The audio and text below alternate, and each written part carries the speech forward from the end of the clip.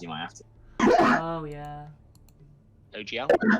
The open gaming license for D&D 5e, Wizards of the Coast are removing it when the new one comes out.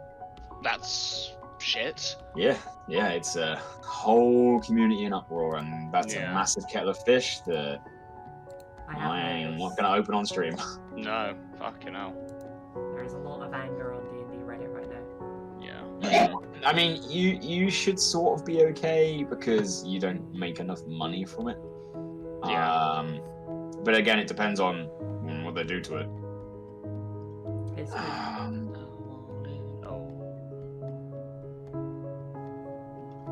My second level spell slots. Oh, I am a poor boy on spell slots. I think so.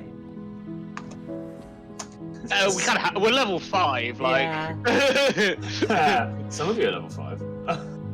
Oh yeah, some people multi-class, such as the Oh person yeah, I'm not level 5. that took fucking barbarian. I'm so excited for that though. It's gonna be so stupid. I hope you know, my heals are saved for people that fucking deserve them. I deserve them. You better be healing Rainbow Drop. No. He's a good boy. Shame. So yeah, do you want me to change the movement speed, or is it 25? I don't really know if that's right. No, it should start as 30, and because you took the mutation, It should go up to increase 35. by that much, not decrease. Are you in heavy armor? I can custom. Yes, I am in heavy armor. There you go.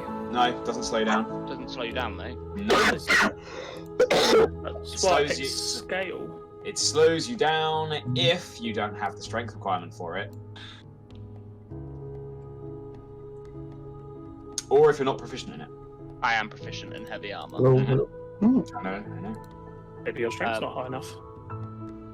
If I'm proficient in it, it shouldn't affect it, should it? You still need a strength requirement. What's the strength requirement for chainmail? 13. It's a strength requirement then. I have 11 strength, don't I? Oh, you slow boy. I'm a slow boy. That's lucky. Slow boy. I want to swap that armor out, lad. I mean, I have an AC of 18. It's great.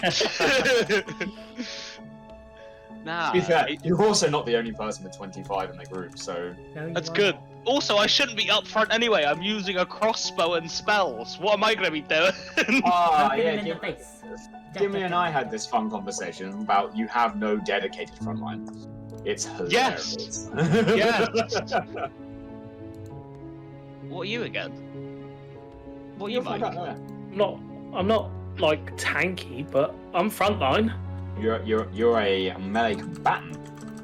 You're not Oh, necessarily yeah. a frontline dedication. Like a paladin, or a barbarian, or a fighter. No, that's true. Hey ho, we have all the heals in the world. Peace. Are we still rolling Nice. online, by the way, or are we rolling physical? You can roll physical dice at home. Yay! Upset with that. Come Good, here, because I bought trust- these specifically in game like 2 weeks ago. Yeah, in game, it was good. They're real pretty. You can see them. I don't know if you'll be able to see like the sparkly flecks. Oh, there you go. The stream is not They're sponsored cool. by game. They Oh, don't I know should. who I Oh, am. I forgot that you're streaming. You're fine. It doesn't matter. We can just pretend that we're sponsored by game. Twitch. I should probably open said stream. What is your Yes, you name? should open stream. All There you true are. MVPs open stream.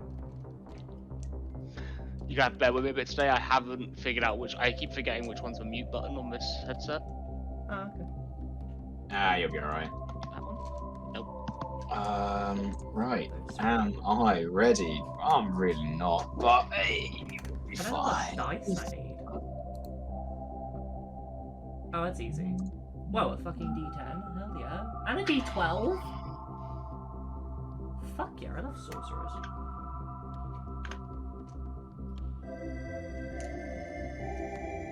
Ah!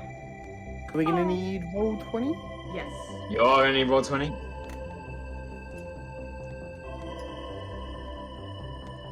Roll 20. And you make sure you change your name in there. Just for, you know, less confusion. Hey, hasn't everyone already changed it? Not sure in roll I 20. I think everyone's on Discord. I did, yeah. Yeah. Fuck off, roll 20. It's me. My brain's not working. I can't think of an accent for this dish. So mad about it. I'll just improvise and I'll end up sounding like Len. Which, to be fair, isn't an issue.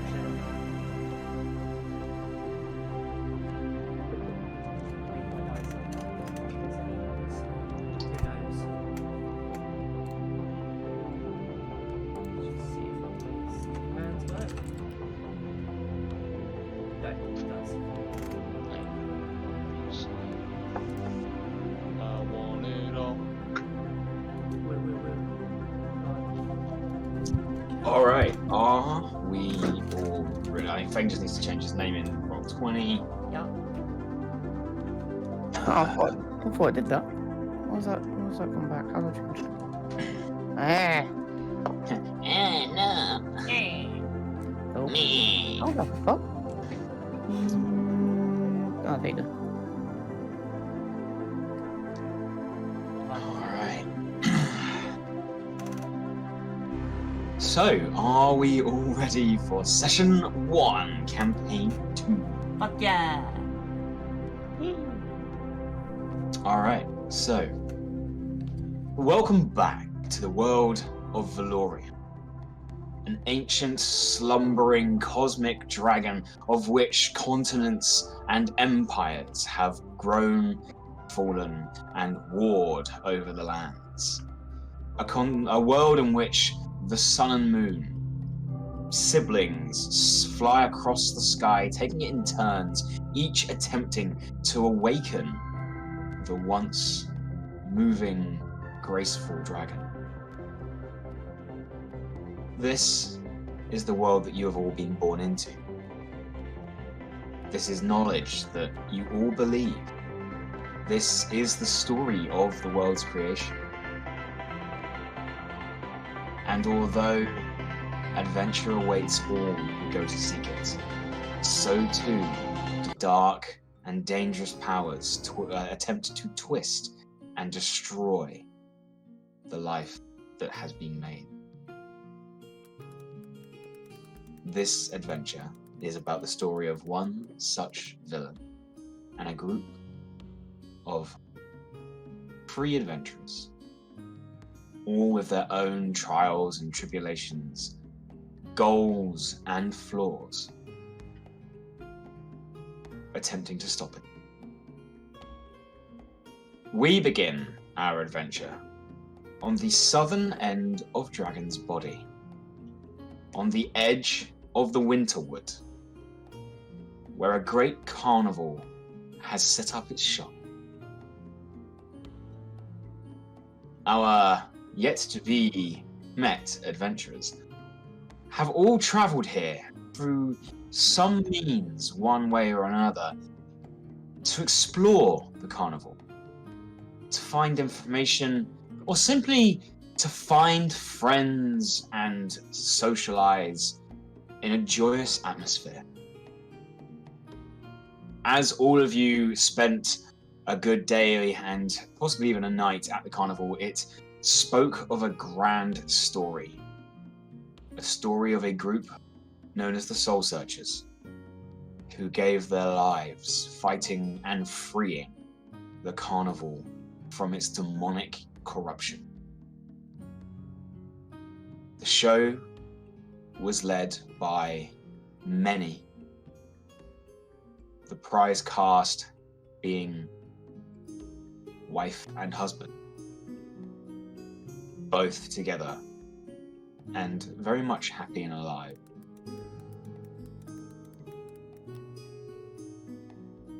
As the carnival began to draw to an end, wagons and caravans gathered, all posting up different signs and calling out for different cities that they would be traveling to.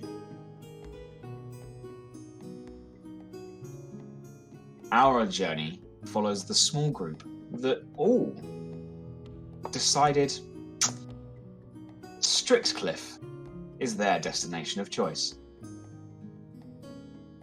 Why you chose Strixcliff? We don't know. Perhaps even they don't know. Perhaps it was simply that they staggered drunkenly onto the wrong caravan, but we don't know. Our journey begins with the clattering of hooves and the crunching of snow as several wagons, following in caravan and convoy, begin the journey south through the Winterwood, back home. In the back of the middle caravan, there is a vibrantly coloured, rather short,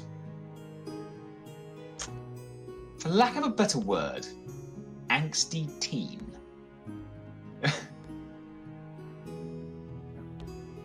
God.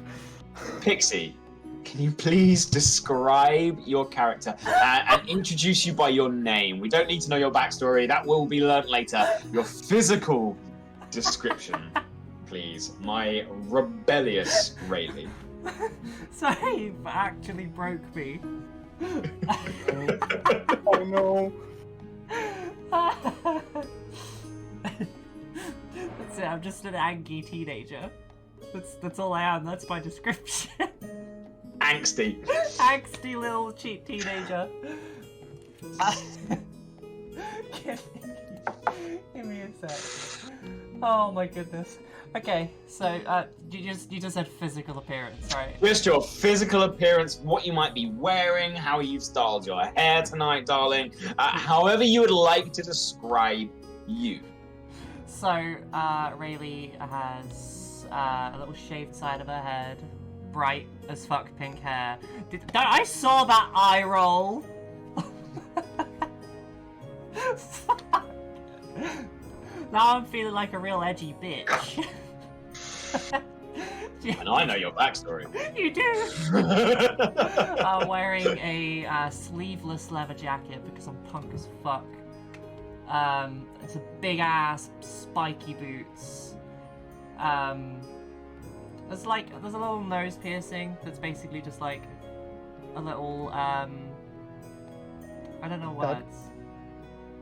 Not a stud. Spiked stud. Spike. Yeah, a spike in my nose. Spiked Because stud. fuck it, why not? I'm gonna really play up the angsty. And I'd probably say the first thing that if anybody was looking at me, I would be doing is fussing a rather large mastiff.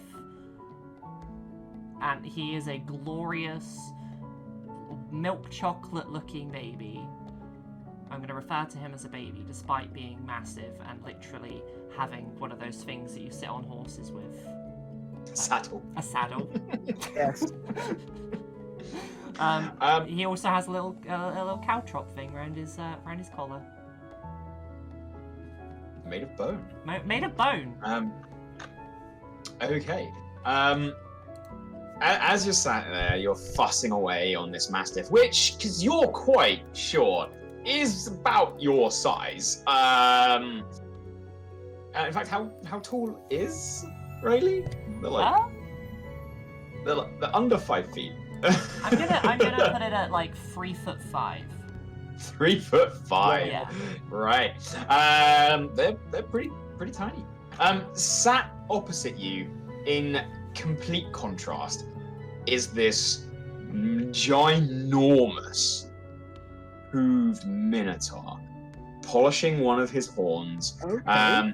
And he sits down, he gets really uncomfortable in the back of this thing, and he looks across at you fussing and sort of snorts a bit. Oh, that's a majestic beastie you've got there. What's his name? Fuck, it's voice time. Yeah, his name's Rainbow Drop. Rainbow Drop! What a pretty little name for a lovely big fucking dog. I'm gonna take Rainbow Drop by the face and just go, "Oh, you're a lovely, glorious little beastie. I love you." I'm Bycroft. Nice to meet yous. It's a I pleasure. like colourful things. You take a look at him. He's actually, for a Minotaur, he is wearing a very well-kept tunic. This is bordering nobility, but you can see the self-added adaptations of someone who is simply patching up something that they do not really belong in. You also see that he seems to have like a satchel that has been sewn onto his shirt like a pocket, and sticking out the bottom, almost like bullet casings. You can see a set of what look like different flutes and fiddles. Yeah, I just noticed I haven't seen you coming to Strixcliff before. What brings you to our village, eh? Just traveling. Like, just seeing the world. What about you? You look quite nice. Oh, I'm going home in it. Just going back. There's a lot of us, you see, all Strixcliffian. we went to see Carnival. Yeah.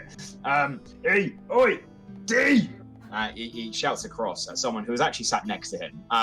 This poor Minotaur seems to have no sense of spatial awareness or distance.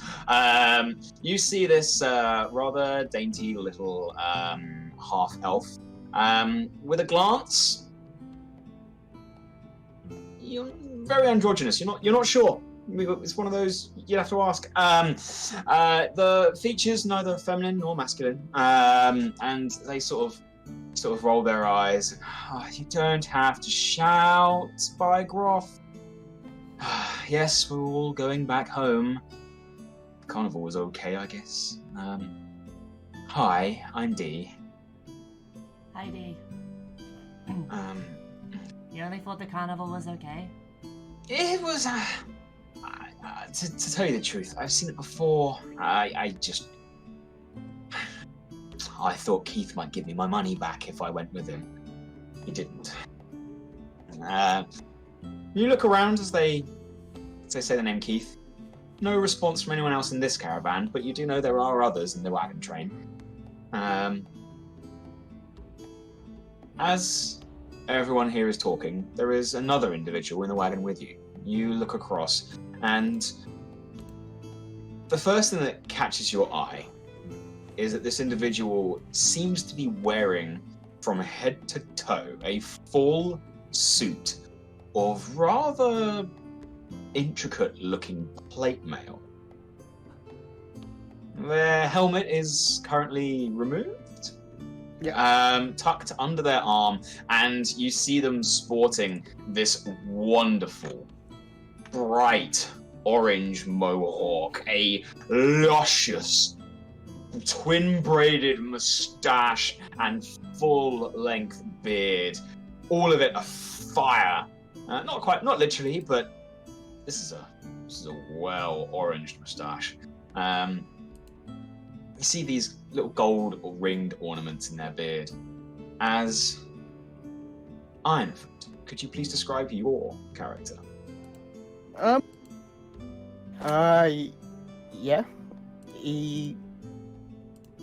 What do you want again? Just basic. Physical description. Cool. Physical Yep. description, and we now know your name, Ironfoot. So Ironfoot is he's about 4'6", about 4'6", around that height. About that. Very, very stocky, very big. Looks about middle-aged. On the younger side of middle-aged, like young, like maybe like if for humans, maybe 30-ish, 32. Around that age, he's not too old. Yeah, and you see him in a full suit of armor, head to toe. You're also part of this wagon, and you are looking around. You hear this interaction. You see the Minotaur turn to you and, what about you, little one? That's a mighty tin can you got on. Most people call me Ironfoot. You got an iron foot? Well, yeah, but that's not why they call me it. What can we go on foot then? It's a long story. It's maybe one for another time. Oh, what? Well, we're all going to be travelling for a day. Oh then. When I was a young lad, I was known to be quite, what's the word? Noisy. Noisy. Yeah. So, Like play about. music, Conan. Oh. No, stomping about, crushing about. So my mate, they gave me the nickname Ironfoot. And now you've actually got an iron foot. Yes, and he's actually gonna put in a little, almost like a key device. You hear a click, and the front of the armor just sort of shimmers, folds back and folds out. And I'm gonna step out and show you my iron peg leg. Wow. I mean, I've known method acting's a thing that's taking it rather serious, don't you think? That's, well, own the name, we says. Right.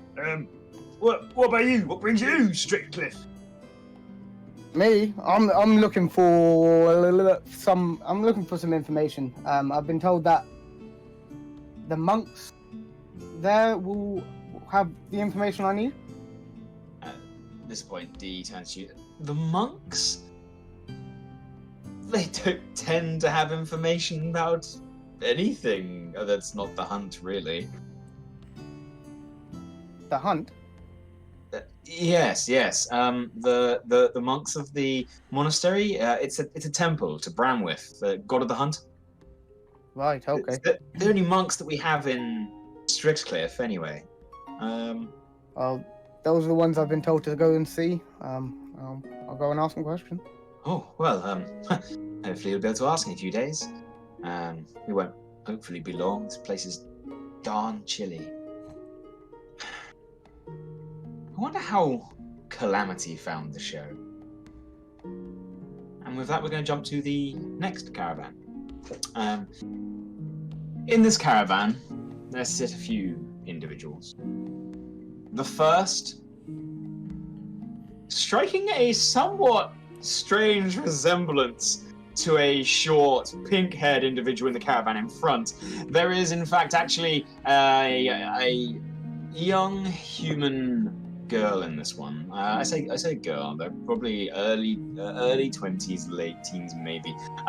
They actually sport a bright turquoise quiff. They seem to be also in some large amounts of leather and black. However, they have their arms absolutely coated and covered in tattoos of different types of flowers. They are sat opposite a young, scruffy human male of a similar age, and they are very much avoiding eye contact with each other. For those of you in this wagon, there is this tension in here that is almost palpable. Feeling this tension, one of you is sat rather awkwardly, sort of next to both of them. And I would like, please, make sure I don't butcher the name again. Hladne, if you could please describe your character. So I am a wildling, so I look of elven descent. My eyes are a bit discoloured, and I have hooves, and I don't know what the term would be. I can't remember the name for it, but horse legs, should we say? Just for singular. Both my legs are of, yes. I'm sporting complete plate, because, just in case, with spatterings of like a dirty blonde hair coming out the sides of my helmet, which I will promptly remove because I didn't know how long this journey was. And yeah, I look young, but yeah, elven. Okay. From what you can see, of course. You also look like you're struggling to wear that armor, as we found out a second ago. Yeah, it seems heavy. A bit heavy. But we're doing okay. Helena, you look around, you see these two individuals, and they are obviously not very keen on looking at each other, let alone talking to each other. You do actually see a fourth individual with you. You see a rather elderly human man. His neck is adorned with these necklaces that seem to have fish hooks and small bones. There's a nice one on a chain that actually is a large golden doubloon of some kind of skull. What is your passive perception? Mine, 17. From this distance, even the dim light of the wagon, it is daylight, but it's cold outside. The sun's trying to fight through some cloud cover. You can actually see areas where it's chipped, and it's quite clearly paint. This is not real gold. You also see, to complete this look, he has a rather large tri-horn hat with a big old feather in it. And you see him playing with a glove that has sort of been stumped with a bit of wood with a little hook on the end. You've seen him adjust it, and you've also seen him every now and again accidentally drop it, revealing a perfectly fine hand, of which quickly, oh shit! And he sort of looks across to you as he holds on to, with his hook, he sort of delicately tries to hold onto a pipe, sort of cups it up, lays it on his arm, sort of lights it as best he can by stuffing his snuff, drops it once, swears, picks it back up, shoves it in his mouth. Hey,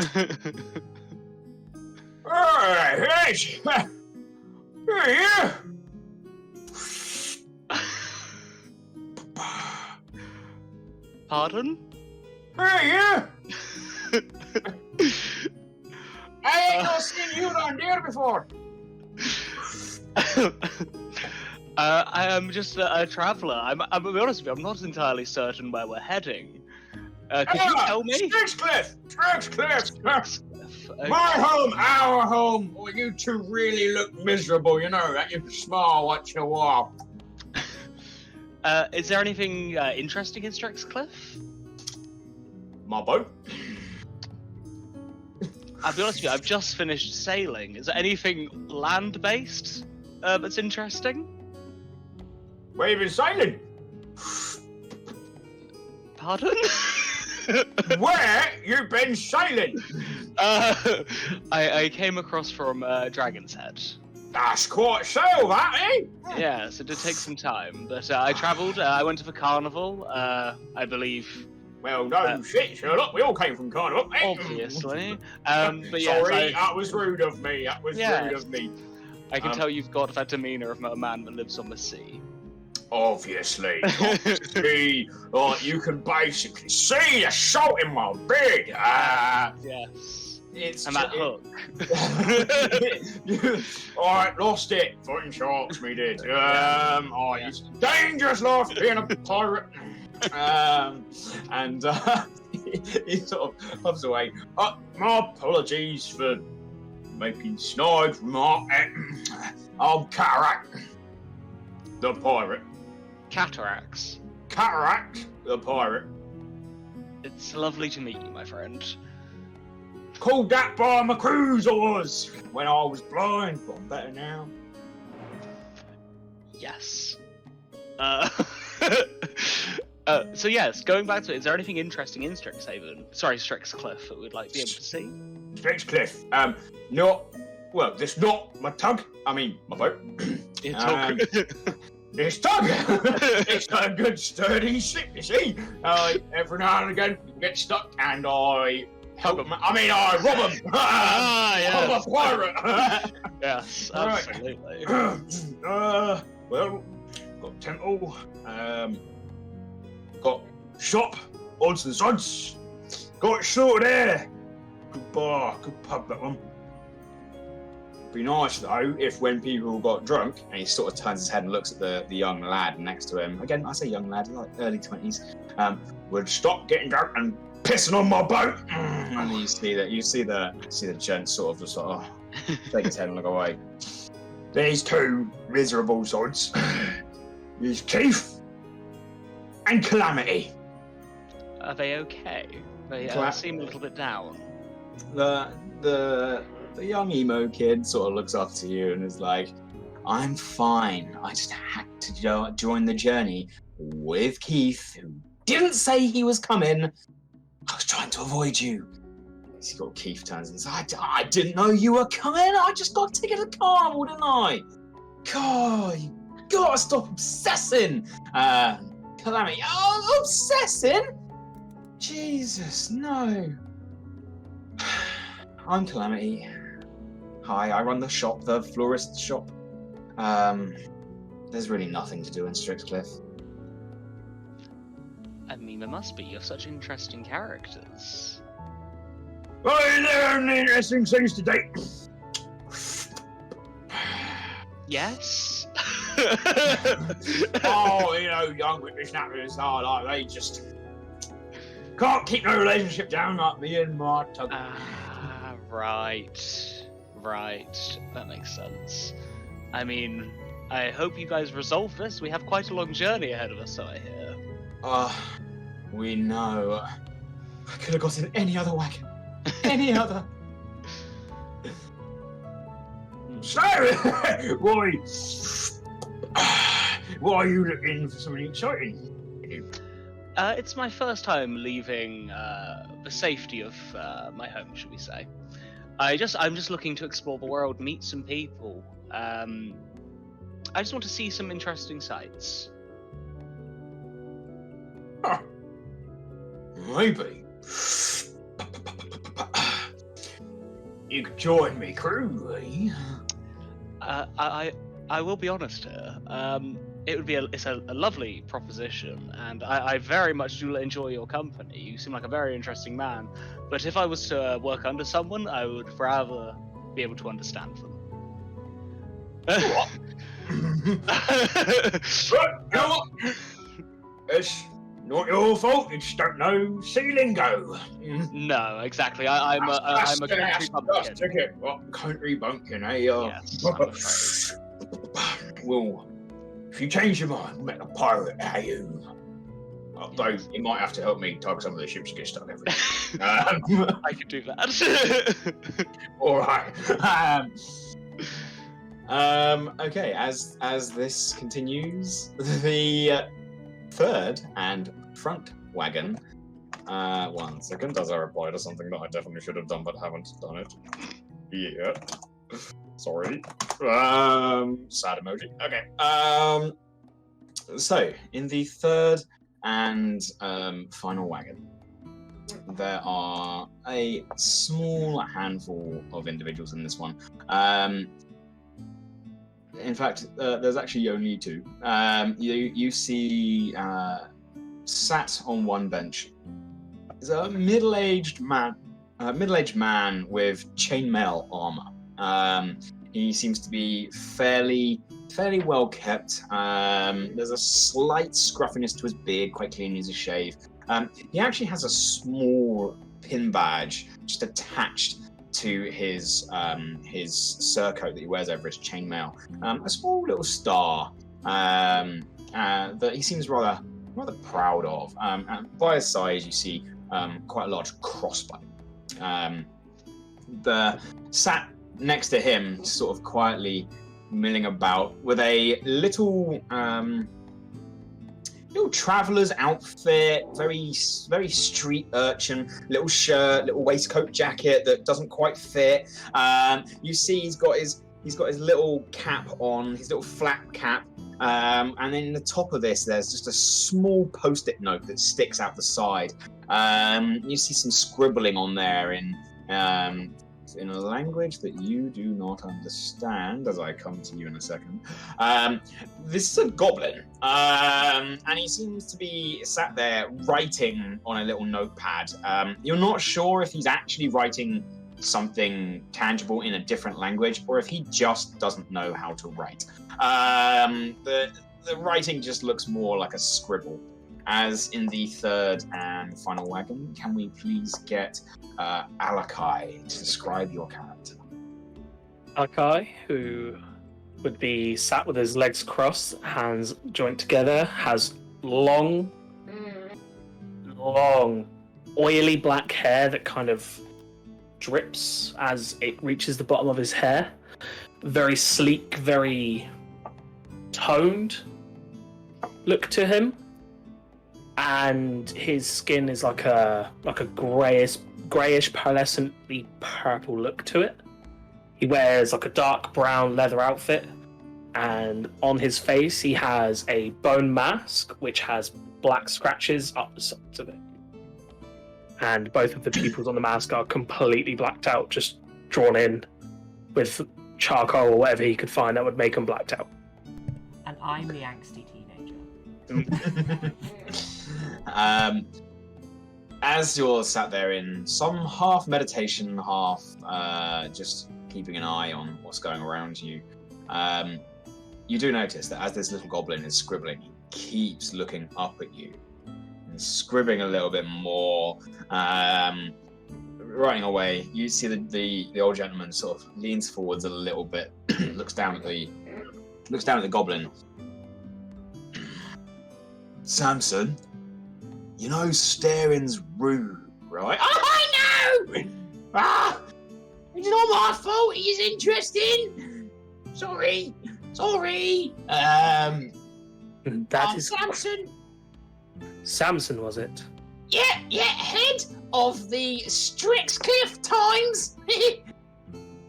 Ah. Notice you keep looking at me, Samson. Are you writing something about me? I just wanted to know... He sort of scoots closer. As a stranger, strange folk, interesting folk, how do you rate the carnival? If you had to give it a quote, was there enough fire juggling?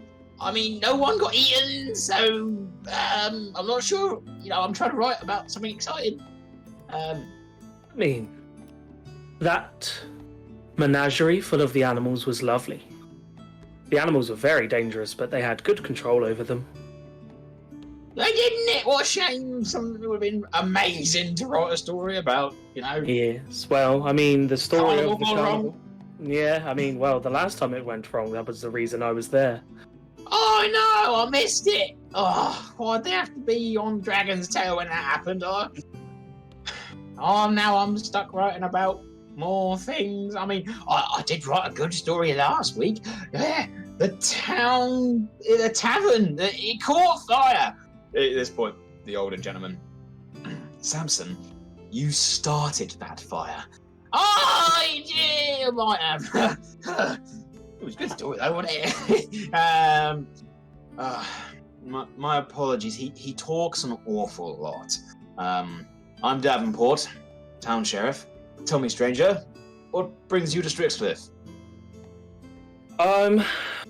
Well, first of all, my name is Alakai, seeing as we're giving names out. How do you spell never mind, Callie?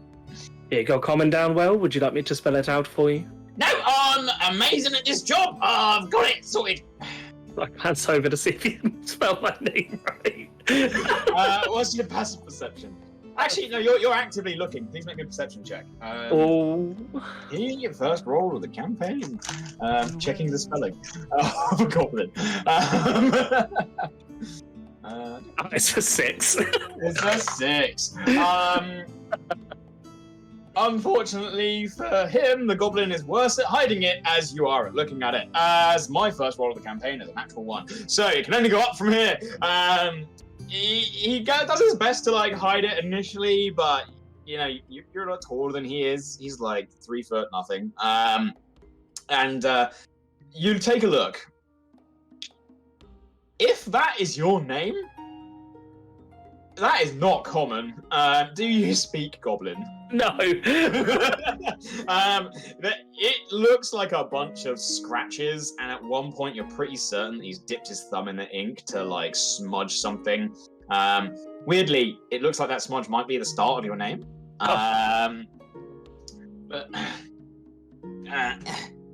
So, what is bringing you to Strixcliff again? Oh, my apologies. I'm on a bit of a travel, just looking for...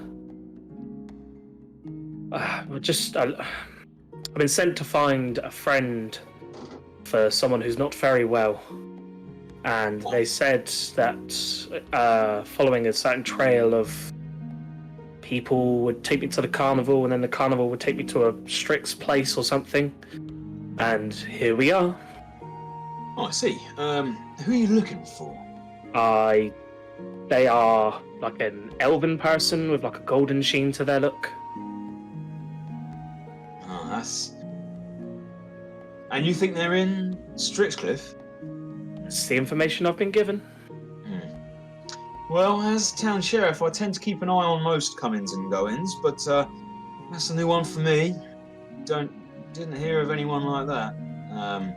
There's a souling, like a elf of the sun or something like that. I have no idea. Been quite a while since we had a souling pass through. Oh, well, that's... Then again, I have been at the carnival for the last couple of days, so maybe it could be one of the traders that come through every now and again. Possible. Oh well. I hope you enjoy your travels. Please don't take too much mind to the poor Samson here. He's just trying his best, you know. What do you mean, trying? I write the best newspaper in town. Samson, you write the only newspaper in town. that catches Alakai. Alakai would laugh at that. Okay. As you're all traveling through, the journey is going by. Some of you striking up conversation. Is there anything any of you would like to ask your fellow people in your caravan? Remember, you are not all in one caravan. You're on a convoy of 3. I think I'd list off the what happened with the events of the Soul Searchers to Samson, so he's actually got something to write about. I was listening at the carnival. I think you'll find. But did you see it? Did I see it? Yes. Like the show? Yes. Well, I was there. Okay. Admittedly, I spent most of it writing. But thank you. Maybe I did miss some details.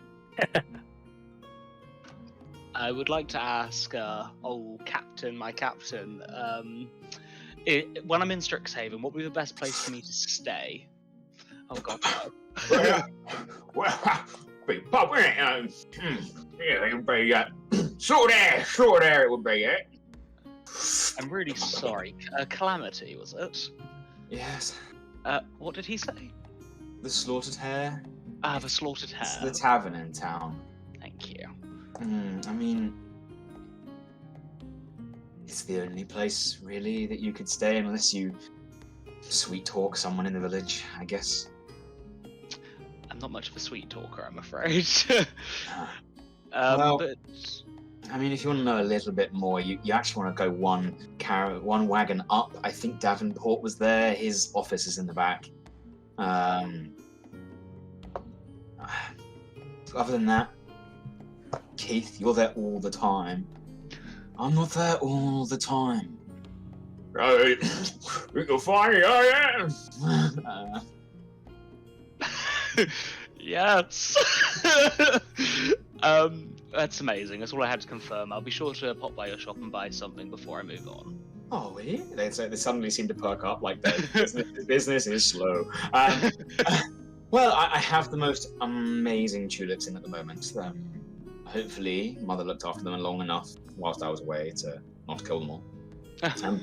But, you know, especially if you're looking for something for a special someone, are you looking for something for a special someone? I can work out the best gift card.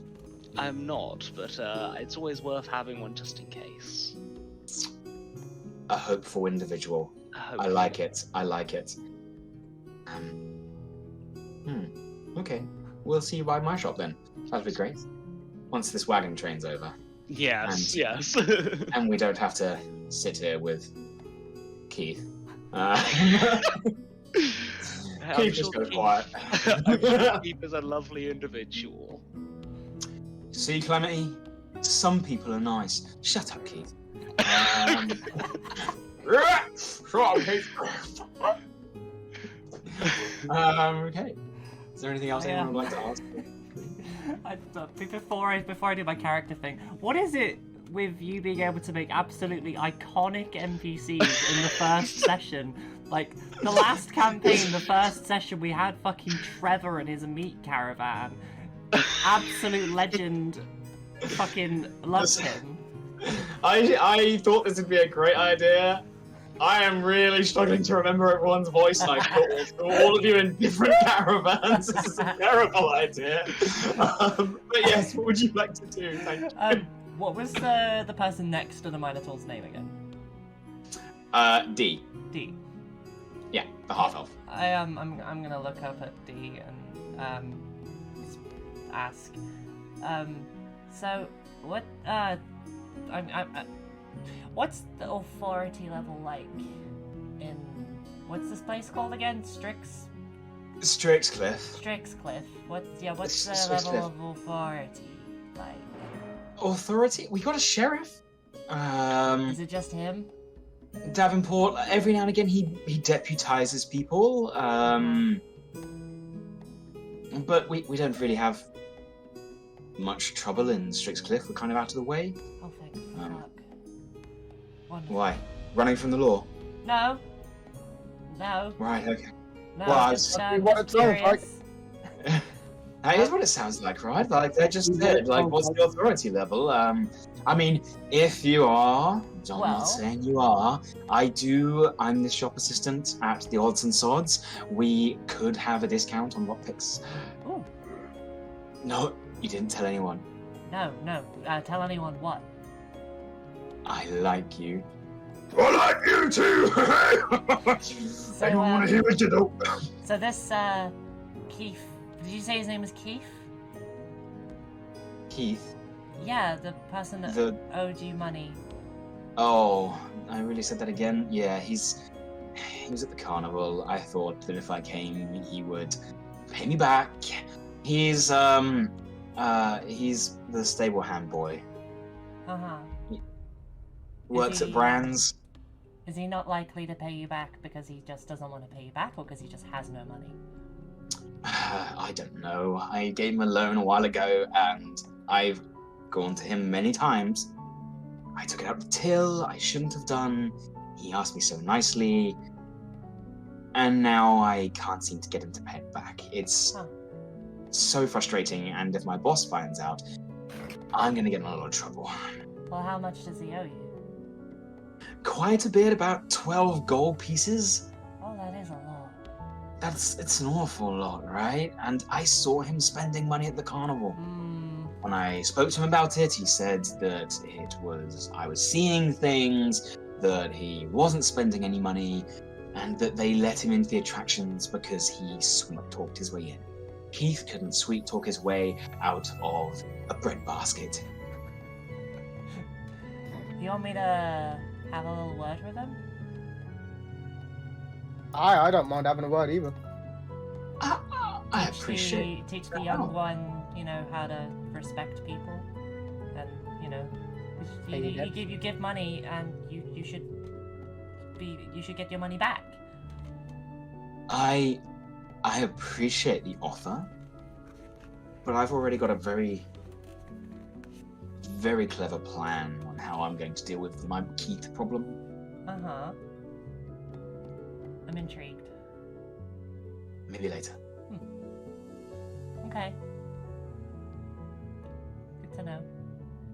As you're having this conversation, you do realise that the Minotaur is actually sort of almost shrunk backwards a little bit. Seemed a little less jovial with the current line of conversation. What are your passive insights, please, you two? 12. 11. Okay. He seems discomforted, uncomfortable with the conversation. What's up there, big man? Oh, nothing. Doesn't seem like nothing.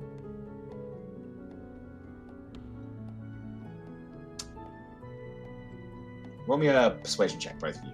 Aye. Sure. Oh, add a modifier. Oh, fuck. 22. 10. Was that a 10 and a 22? Yeah. All right. I don't like Keith. He's not kind. I, Barbroth, would be very appreciative if we could stop talking about Keith, please. We can absolutely stop talking about Keith. Don't worry. I do. What do you do? What's your thing? I'm a fiddler! A fiddler? As in you play the fiddle? Yeah! That's fantastic. What I hear laughing from the caravan at the back. I mean, it's not a very loud instrument. What if you played us some music? Oh, I could do that! One fiddle coming up! And he is going to attempt to play his fiddle. You see as he unpockets his little satchel on the front, and he seems to be picking. He's like, Daisy, Belladonna, back up! He takes out this little fiddle. And it is, when I say fiddle, it is a little fiddle. And it's about this big. He sort of takes it out, takes out this tiny little bowstring. And then as he looks at it, he sort of, oh, I forgot! And he inhales and he blows on it. And as he does this, like sort of sparkly pink dust lands on the fiddle and blows up into a proper sized fiddle, fit for a minotaur. And it's right. And 1, 2, 3, and he goes for it, and he starts playing. Maybe it was the conversation about Keith. He doesn't do well. You can see the strain of someone who knows they're better as well. And he's playing. There's a little bit of a racket. Coincidentally, with this, people in other carts can hear some really bad fiddle playing going on in the middle cart. It's not great. There's a little bit of a whine, a little bit of a like that strange, scratchy sound of someone normally in every Sherlock Holmes film of him playing the violin. It's not good. And he's sort of, after a while, even Bygroff is like, you know what? I'm not feeling it today. Do you take tips? I don't. What kind of fiddler won't? I hand him a gold piece. Oh, I had a tip. Couldn't. No. Take it. Won't say no. You deserve it. Or he takes his massive hands and compared to yours, and he sort of like brings one hand underneath yours, the other one just to tap the top, and he just like pulls it away. Alright, Morty, can't you in it? Won't you? I like good music. I promise. I'll play you something better back at the pub. Now that I can't wait for. We wait. I'll be right as rain. I will. I heard pub. What pub? What pub? The Slaughtered Air in town. Middle of town, can't miss it. I'll play there so I can sleep free.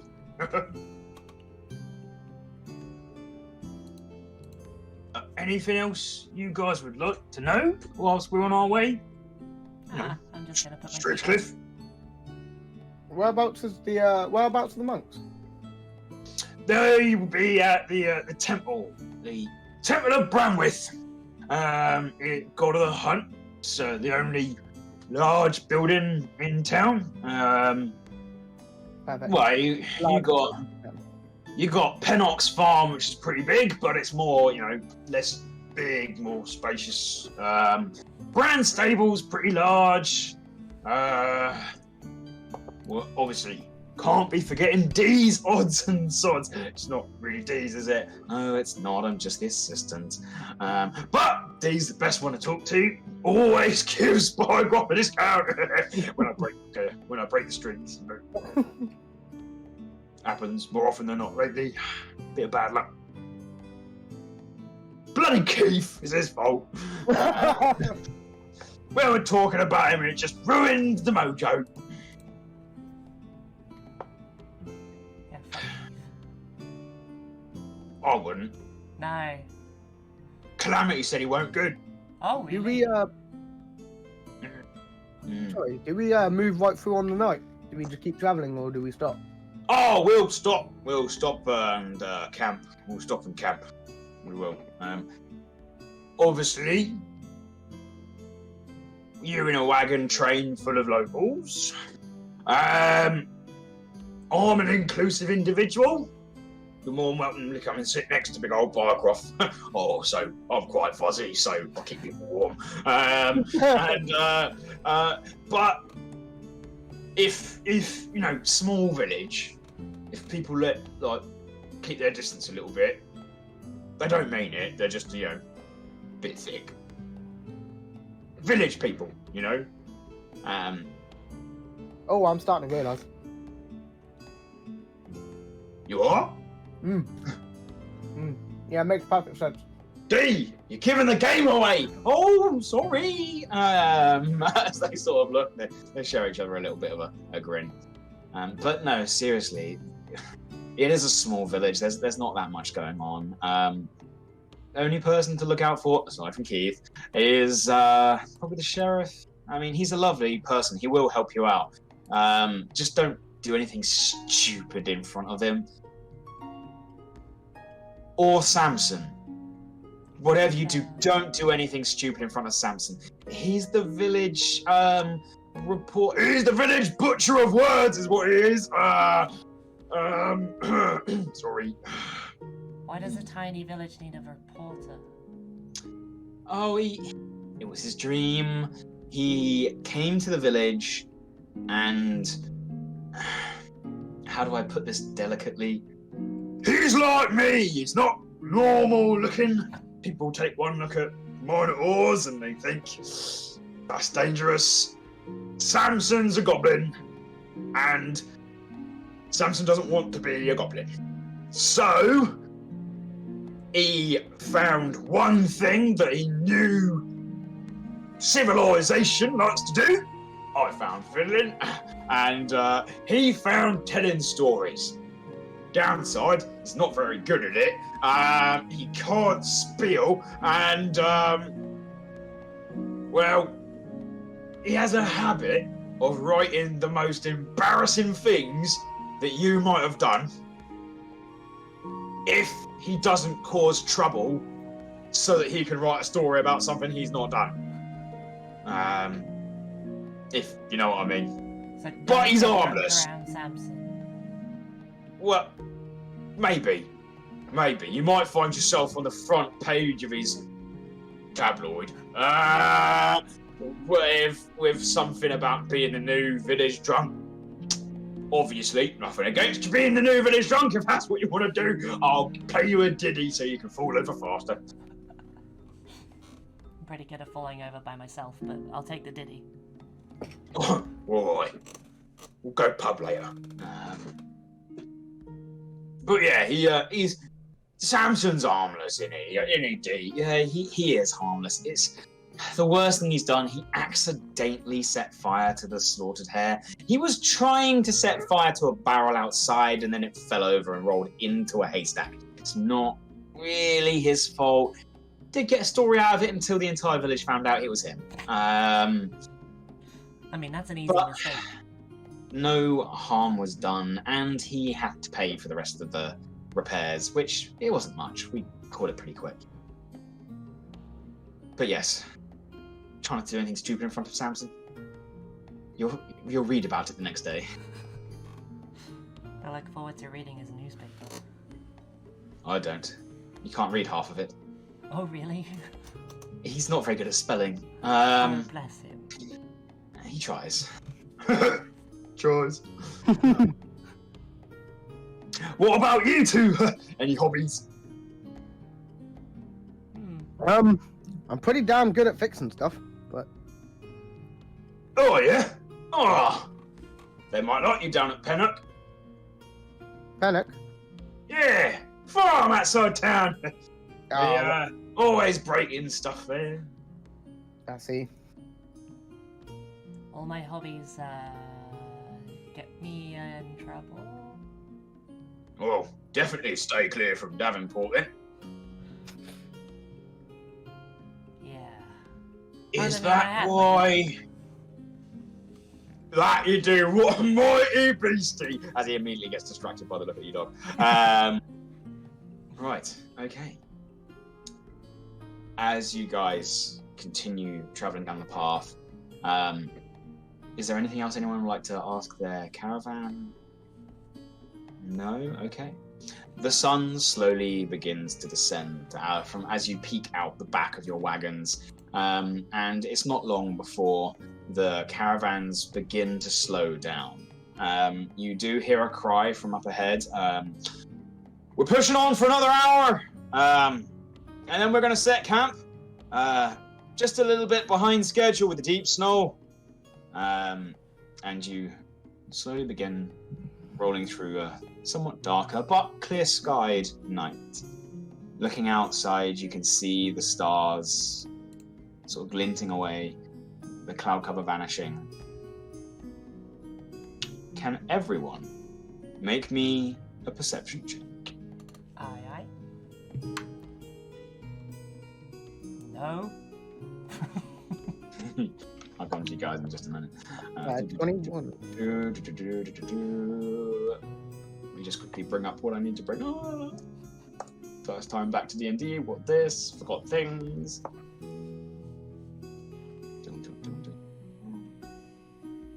Hurry up and load, please.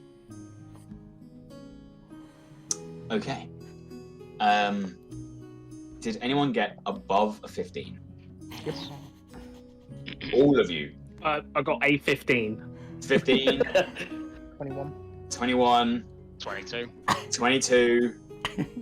Got a nat 1 for a total of a 3. You remember in my campaign, Oh, it's wait. -5 for nat Yeah, ones, so negative that's- 2. Negative 2. You're blind. Right, okay. You are too busy fussing. I keep getting the Rainbow dog, drop. Rainbow drop. Too busy fussing in rainbow drop.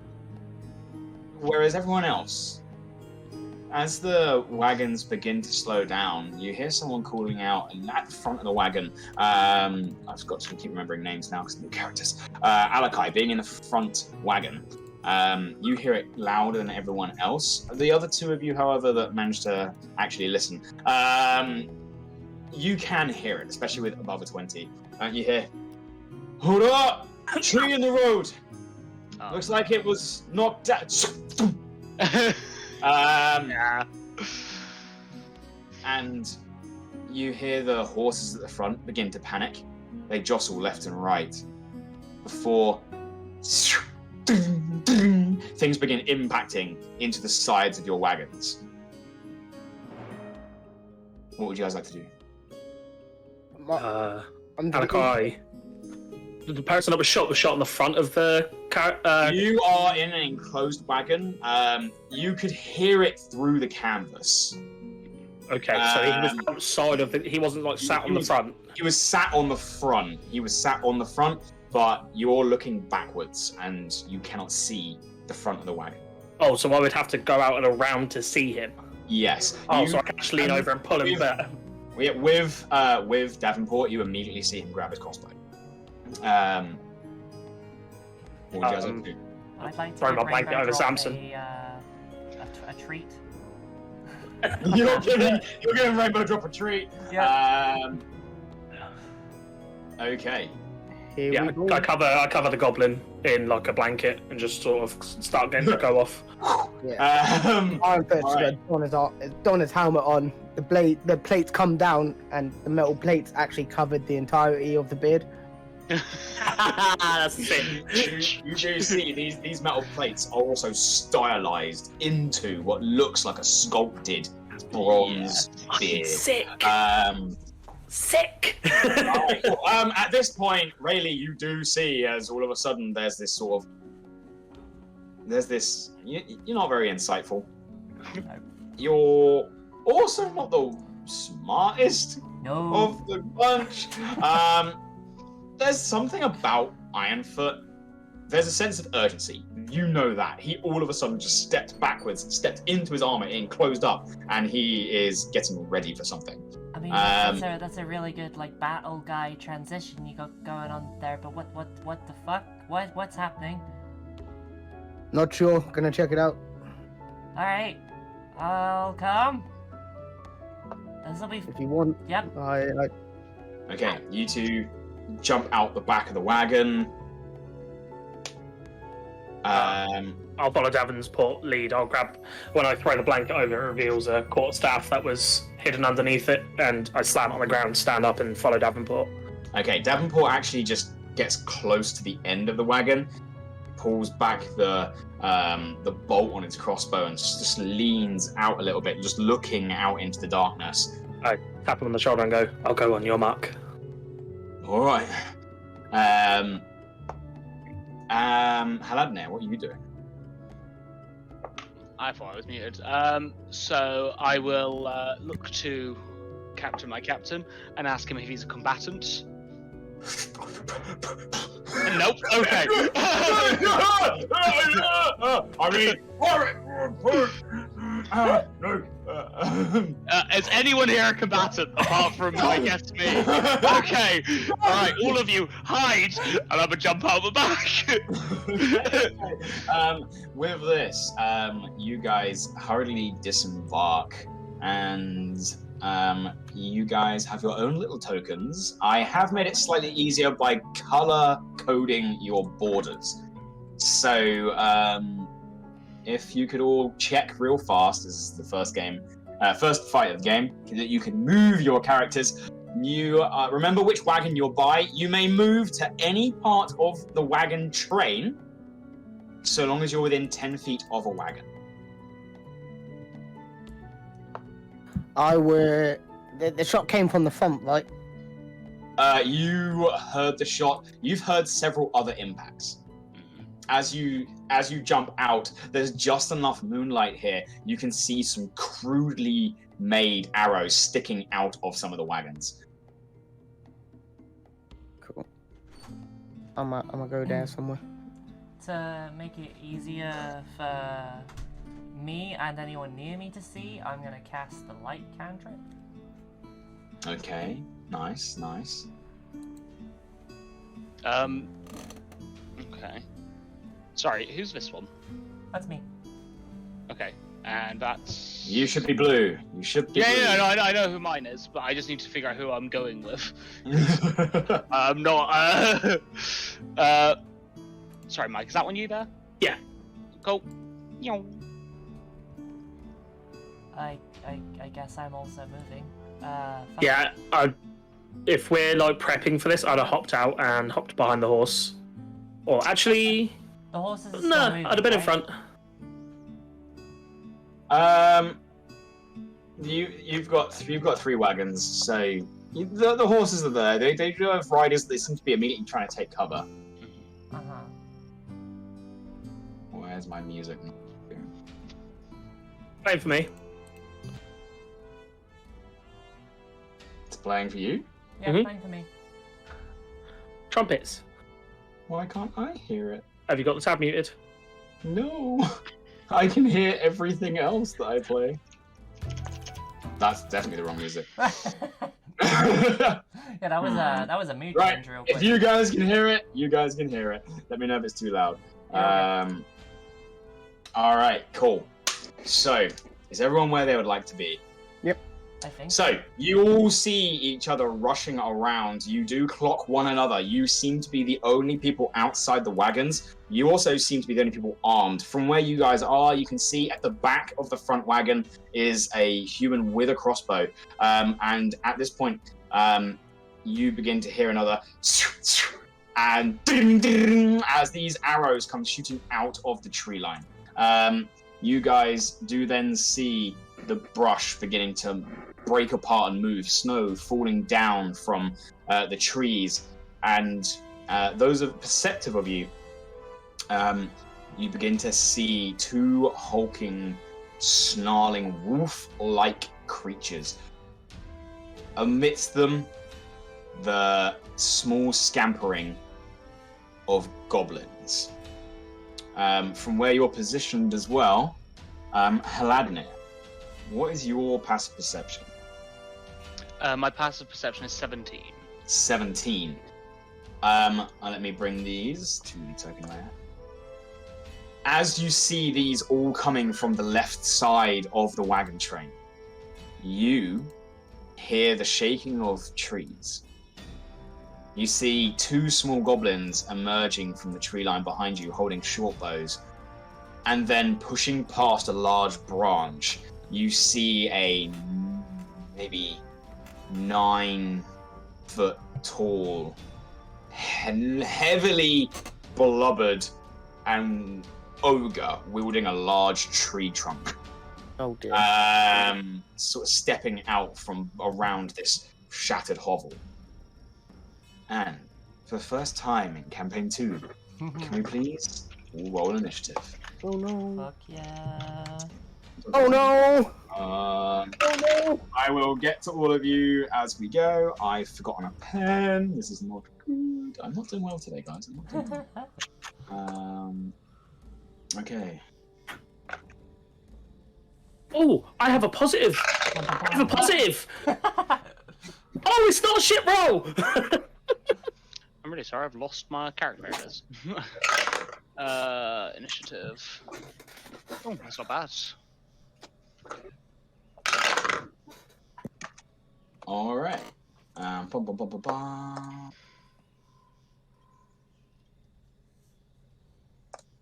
Okay. Did anyone get above a 20? Okay. Did anyone get above a 15? Got Yeah. a 15. I got a 17. Can you please roll me a d6, Haladne? Oh, of course I can. It's a 1.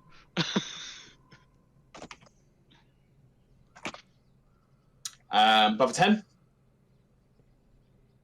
Oh yeah, sorry, I got a 12. I just zoned out. I 12. was reading something. Alakai, you got a 15, right? Yeah. I've got to remember how to spell name. And Ironfoot, what'd you get? Not last. Not last. Okay, so the first thing that happens is as you guys prepare for the fight that comes your way, the 2 wargs immediately bolt from the edge of the tree line. These things are incredibly quick. They are going to march their way forwards through the trees.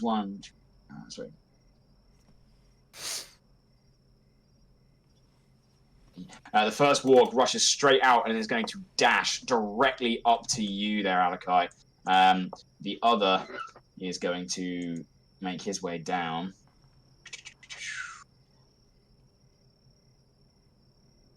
Right there to you two. However, that is their turn done. With that, you see one of the goblins shouting and belaying orders to those around him as he then marches as fast as he can, following the wargs.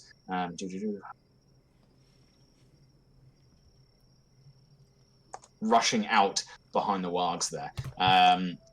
That is their turn. Haladnir, you're actually the first of your party to act. What would you like to do? You can see everything on the right-hand side of the wagon train. Remember, it's opposites because the wagon train's going down. So you can see the ogre. You can see 2 goblins with short bows. And you now see a warg that has just bolted and is on its way towards one of the other combatants at the wagon. Alright, I'm going to come to... Oh, that's... Oh, one more over. That's not within range. It is within range, but if I don't move, that should be fine. I'm going You're to... 10 feet away, yeah. Yeah. Awesome. One moment.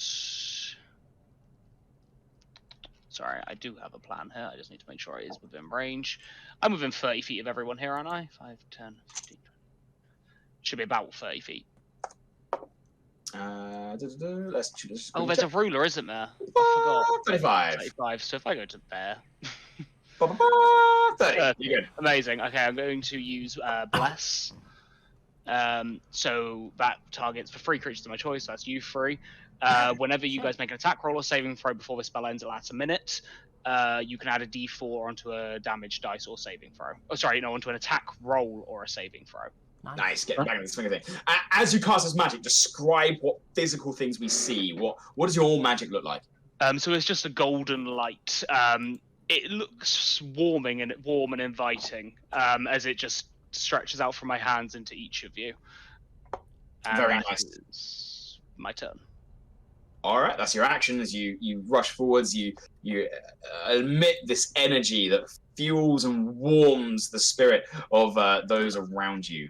That's going to bring us now to Alakai. There's this wog in your face, and all of a sudden you feel vitalized by this energy of someone who's now standing directly behind you that you've never met. You might have seen them like getting on a wagon, but that's it.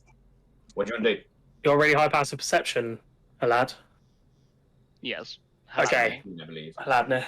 You see Alakai stretch as the warg approaches him, and you watch like spines pop from his back, down his spine. Ooh.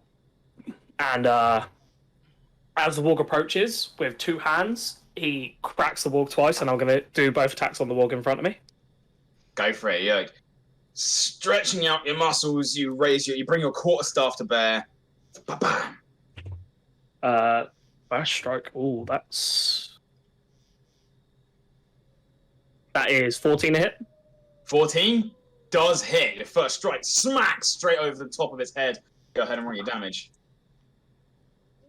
And that is 9 points of bludgeoning damage. Nice crack! You smack this warg across the side. It's still snarling. It's still fighting.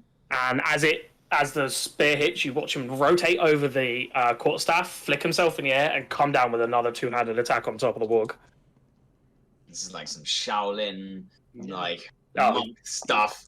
Yeah, that's 25 to hit. Yeah, and you bring it just straight down. Bam! Second strike on the warg.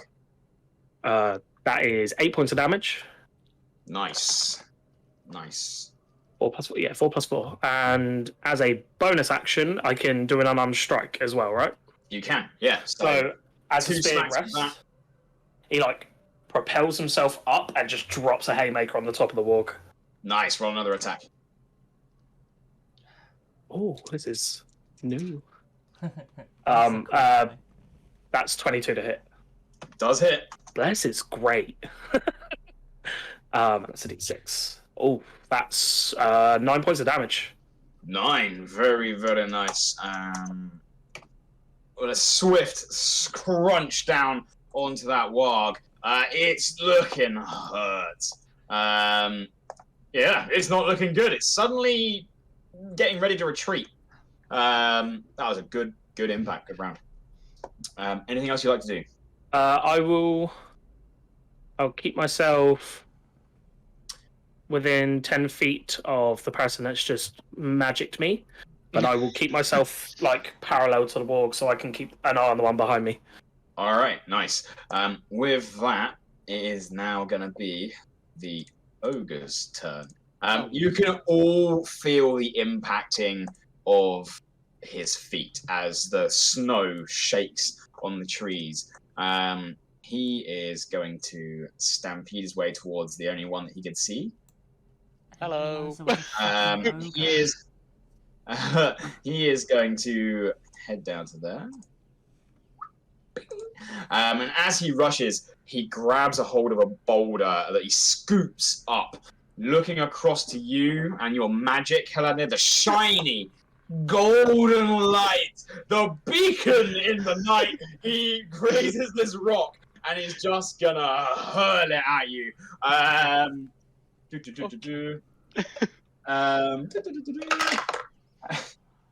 Oh no, that's a natural 20. Oh, fuck. Oh, New character, what this? oh no. It's alright, you're a cleric, deal with it. Okay, so that is. Oh, that's a good roll as well. You take 22 points of bludgeoning damage as this boulder slams into you. Can you please make me a strength saving throw to keep yourself on your feet This boulder's nearly the size of you. That's a 10. Oh, And with that, not only does it hit you, you just hit the deck. Can you also now make me a Constitution saving throw to see if you can concentrate on Bless? Yeah. The DC is 11. So 19. You're fine. Even with this impact and being crunched headfirst into the snow, you're still able to maintain your concentration. This is not the first time you've taken a hit in combat whilst maintaining control of your magic. You are, however, prone. I don't have a little symbol for this, so we'll just do that. Cool. All right. That is the ogre's turn. Fraley. yeah. You see this warg rush right on up to you. You see another one further up the caravan getting absolutely clobbered by someone, and you feel this lovely golden light sort of piercing through you, empowering you, and you see this beacon of an individual, this elf-like individual further up, and he looks at you, you look at him, and then a rock just BAM! Piles through him, narrowly missing the monk at the front that is currently punching a warg, and he's just impacting into the ground, covered in mud from the trail. What do you want to do? I'm going to shout out to whoever wants to listen.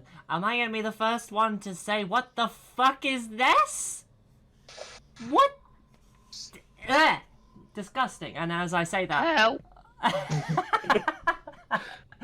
As I say that, I am going to transform into my necrotic form. So my eyes go black as night, and I sprout big fucking black and purple angel-looking wings, but there's definitely something like fucky about the whole angelic thing that has just happened. Like, I'm radiating darkness at the moment. I've lost the thing that I clicked to say that I've done that, but it's a thing that I've just done. Here's a thing that you have done. The wings are big in comparison to the 3 foot tall Rayleigh. But yeah, you have almost like tripled in size because of the wingspan. Still not massive, Rayleigh, but they are a sight to behold. These wings made of like a glowing purple shadow. Right, I believe that means the warg has to make a saving throw. They do. Can you remind me of what charisma the saving save. throw is? Ha!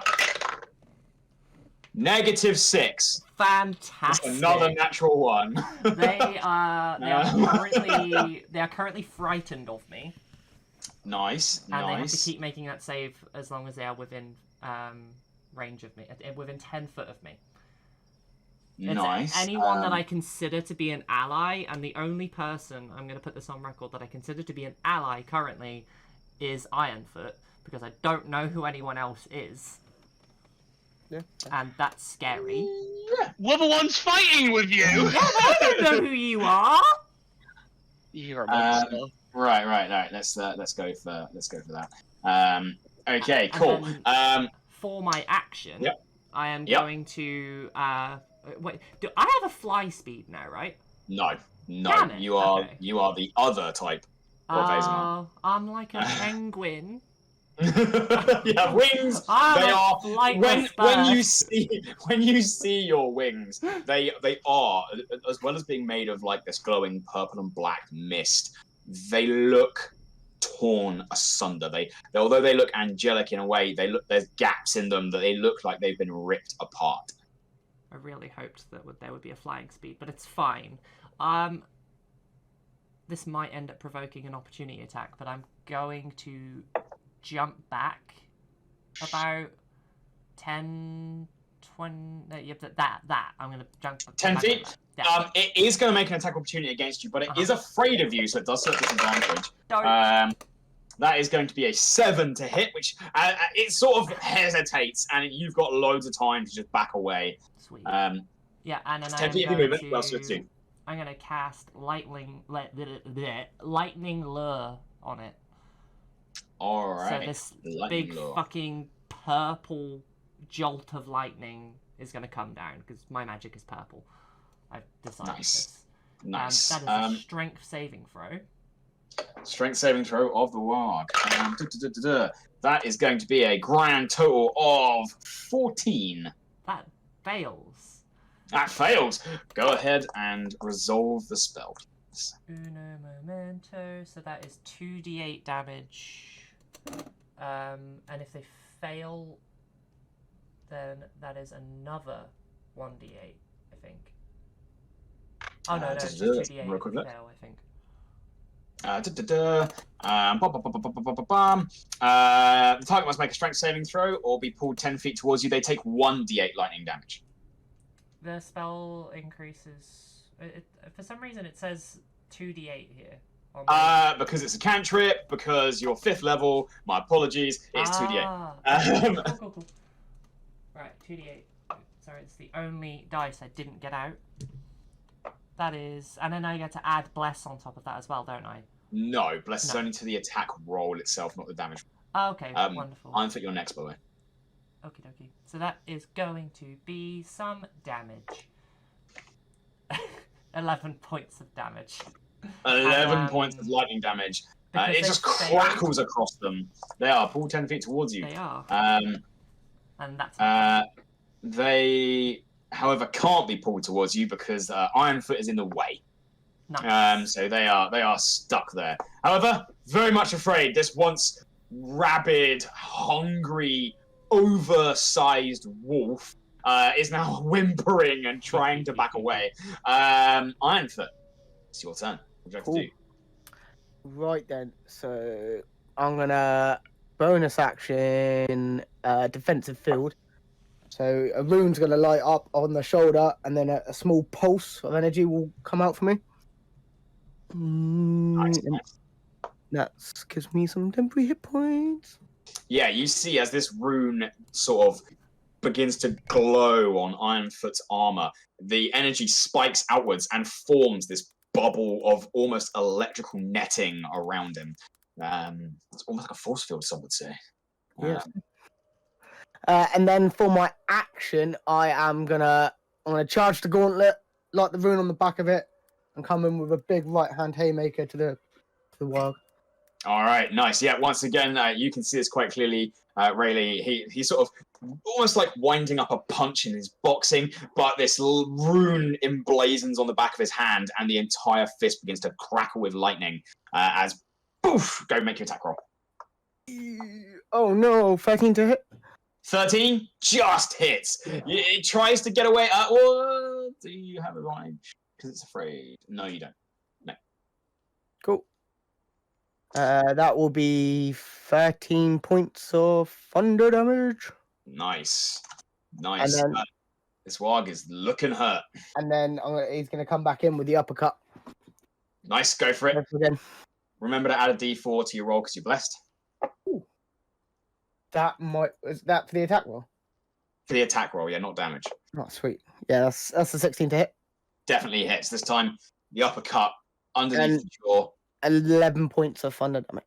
And with that, as your lightning gauntlet strikes the underside of its jaw, the force of the electricity just detonates the bottom of its jaw that disintegrates as you punch up into its brain. One dead warg.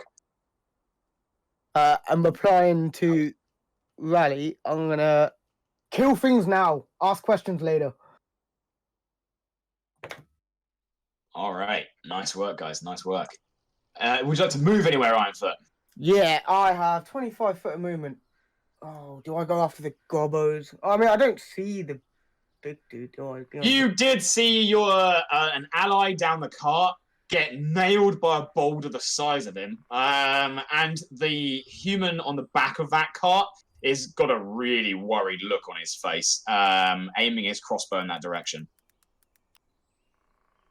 I'm going to go 25 foot to the next warg. Okay, all right, nice. Change the thing. Quickly dashing through the snow, just to get in range. You sort of come shoulder to shoulder with the strange masked-looking individual that you now find yourself next to. All right, that's going to be the end of your turn. Davenport, he's going to look around. He takes a look at the ogre. He spins. He looks at the warg that's nearly down. He weighs his options. turns instead to the warg and attempts to finish a creature off. He's going to take a shot. And with that, having left it on 1 hit point, Mike, he just nails the warg with a bolt and says, we've got a big problem over this side. He then stays in the cart. You all hear, what kind of big problem? Someone threw a blanket over me! From inside the front cart. With that, the goblins. This one's going to rush down, take aim with its bow. Seeing you on the floor there, Haladnir, it's actually not going to aim at you. It's going to aim at someone that's standing upright, and it's going to take a shot across at Alakai.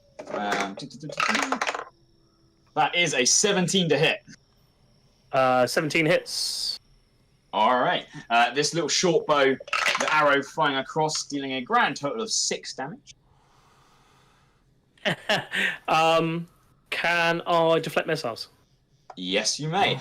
Go ahead and roll your martial arts dice. I think it's a D10, actually. It is a D10. You are Plus your making monk me level. miss playing a monk. Oh, that is a 10. It's plus my monk level plus my proficiency, no? He only did 6 damage. You immediately reduce the damage to 0 as you catch this arrow mid-flight. I'll spend a key point to throw it back at him. All right, go ahead and make your attack roll. This does include your blessed D4. Oh, does it? You are blessed. Oh, this is going to be great. You see Alakai's just kind of looking where the warg was and just catches it and goes underneath his arm to throw it back. Oh, it's going to hit. It's a natural 19 plus 2 plus 7. That is going to hit. What is that? Is a great damage. D6 plus 4.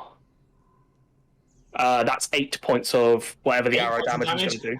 As the arrow comes towards you, you spin, catching it. You carry your momentum around and then just fling it at the direction that it came from, and you nail the goblin between the eyes. He falls over dead. Wow. They are only goblins. Apparently so. Toast. Right, that was that goblin's turn. This one actually can't see anything, so he's going to dash to here, trying to get an angle on you. These ones immediately start rushing. They're going to dash towards their boss. The one back here is going to move to here. He's going to draw a short bow. He looks across, sees you on your own there, Rayleigh, and is going to take a shot at you. Cool. That is going to be a whopping 15 to hit. Yeah, that hits. That hits. All right, this arrow comes shooting towards you. You feel it just cut across your skin. It doesn't impact, but it hurts. It does 4 points of damage. I'm gonna yell at the goblin. What the fuck? As you what the goblin's like, all right. That is the goblin's turn. Back to the top would be the wargs. They're both dead.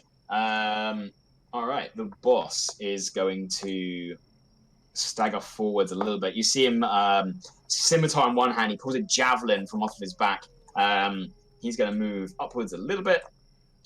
He's going to shove the javelin up. He's going to take stock, seeing this unholy angel that is his height, thus still intimidating. Is going to launch it over at you as well, Rayleigh. Nice.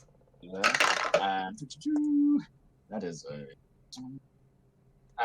an 11 to hit. That does not hit. How much damage No. did the first one do? 4. 4. Okay, because I totally blanked it out.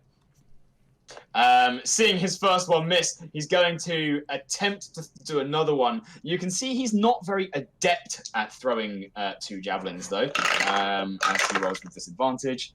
For a 15. That also hits. It does hit.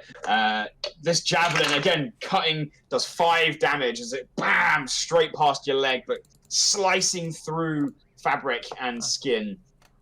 Death I'm by gonna 1,000 yell cuts. at that Goblins. guy as well. Will you fucking stop? This one doesn't seem to pay you much attention. He seems a little bit more focused. Hladnir,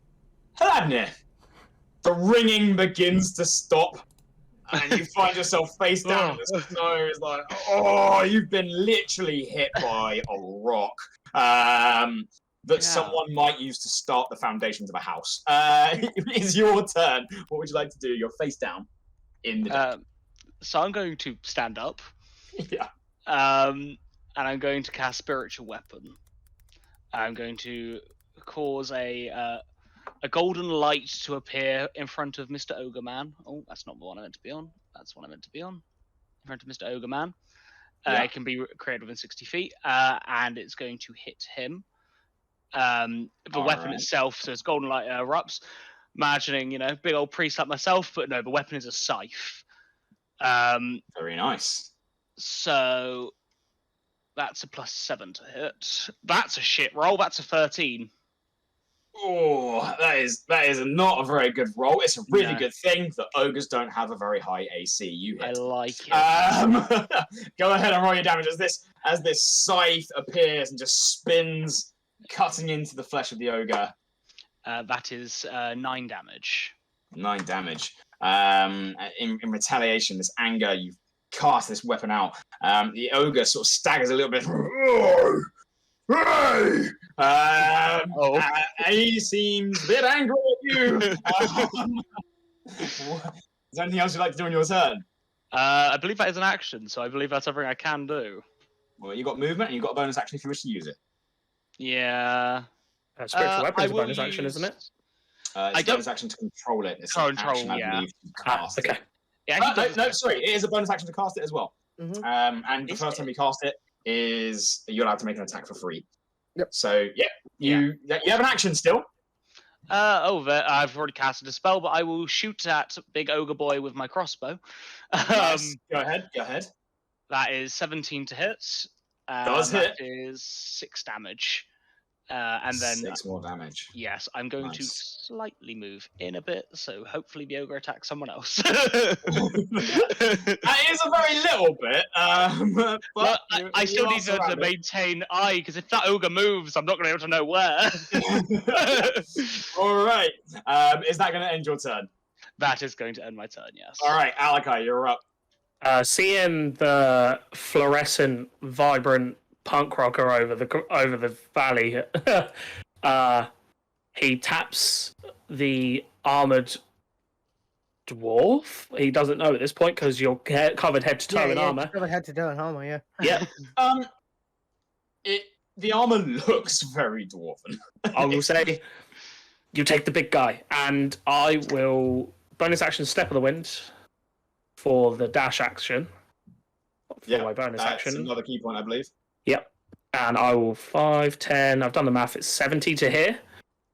And as he draws his quarterstaff up through the snow, is going to just slap the shit out of this, I will guess, boss-looking goblin.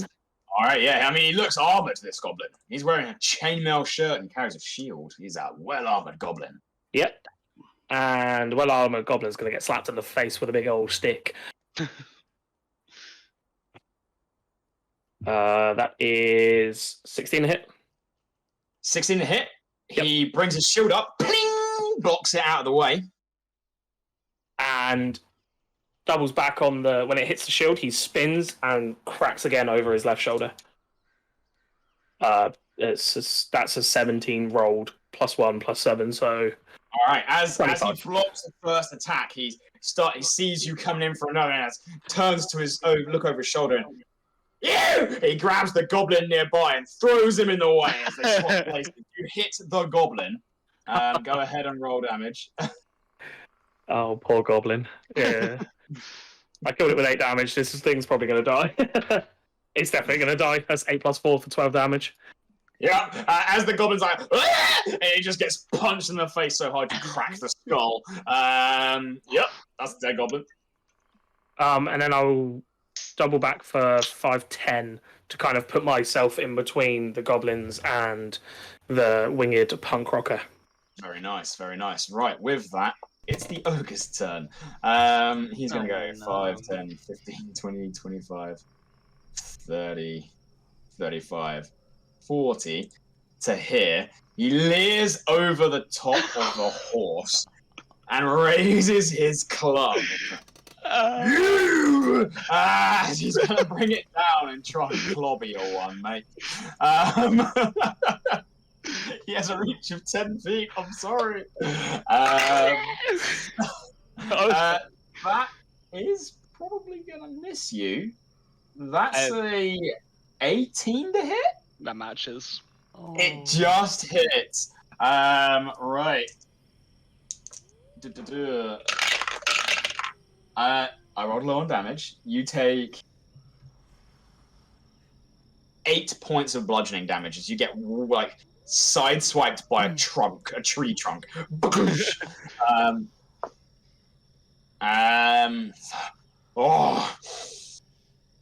gonna enjoy eating your bones. With that, Rayleigh, it's your turn. Okay, I've already kind of sized this up, how far away I am. I'm way too far away. But I'm going to walk in the direction of the little fuckwits that keep throwing shit at me. I can no longer select my character because I'm an idiot. So I'm going to use my full movement. 5, 10, 15, 20. Remember, every second diagonal you take is 10, not 5 feet. 5, yeah, so 10, 15, 20, 25. Oh, wow, I got far. Jesus Christ. And then I'm going to look at whichever one is alive and just be like, if you hit me again, oh my god, I'm getting so angry. What the fuck? As I fire 2 witch bolts, using a sorcery point to do twin spell. To twin spell? Yeah, nice. So yeah, I'm going to target 2 of the goblins, probably the shieldy boy and... Shieldy boy. The just another one. That one? The one next they're to... all within range. Nearby? Yeah, cool. That one and that one? Yeah, wicked. Alright, go ahead and cast your Witch Bolt. Is that... That's just a hit, right? That's not a ranged attack. Let me just quickly double check. Witch Bolt, I'm pretty certain you still have to roll to hit. Oh, no, is it? Make a ranged spell attack, please. Okay, wonderful. You do get to add D4 because... Oh, sorry.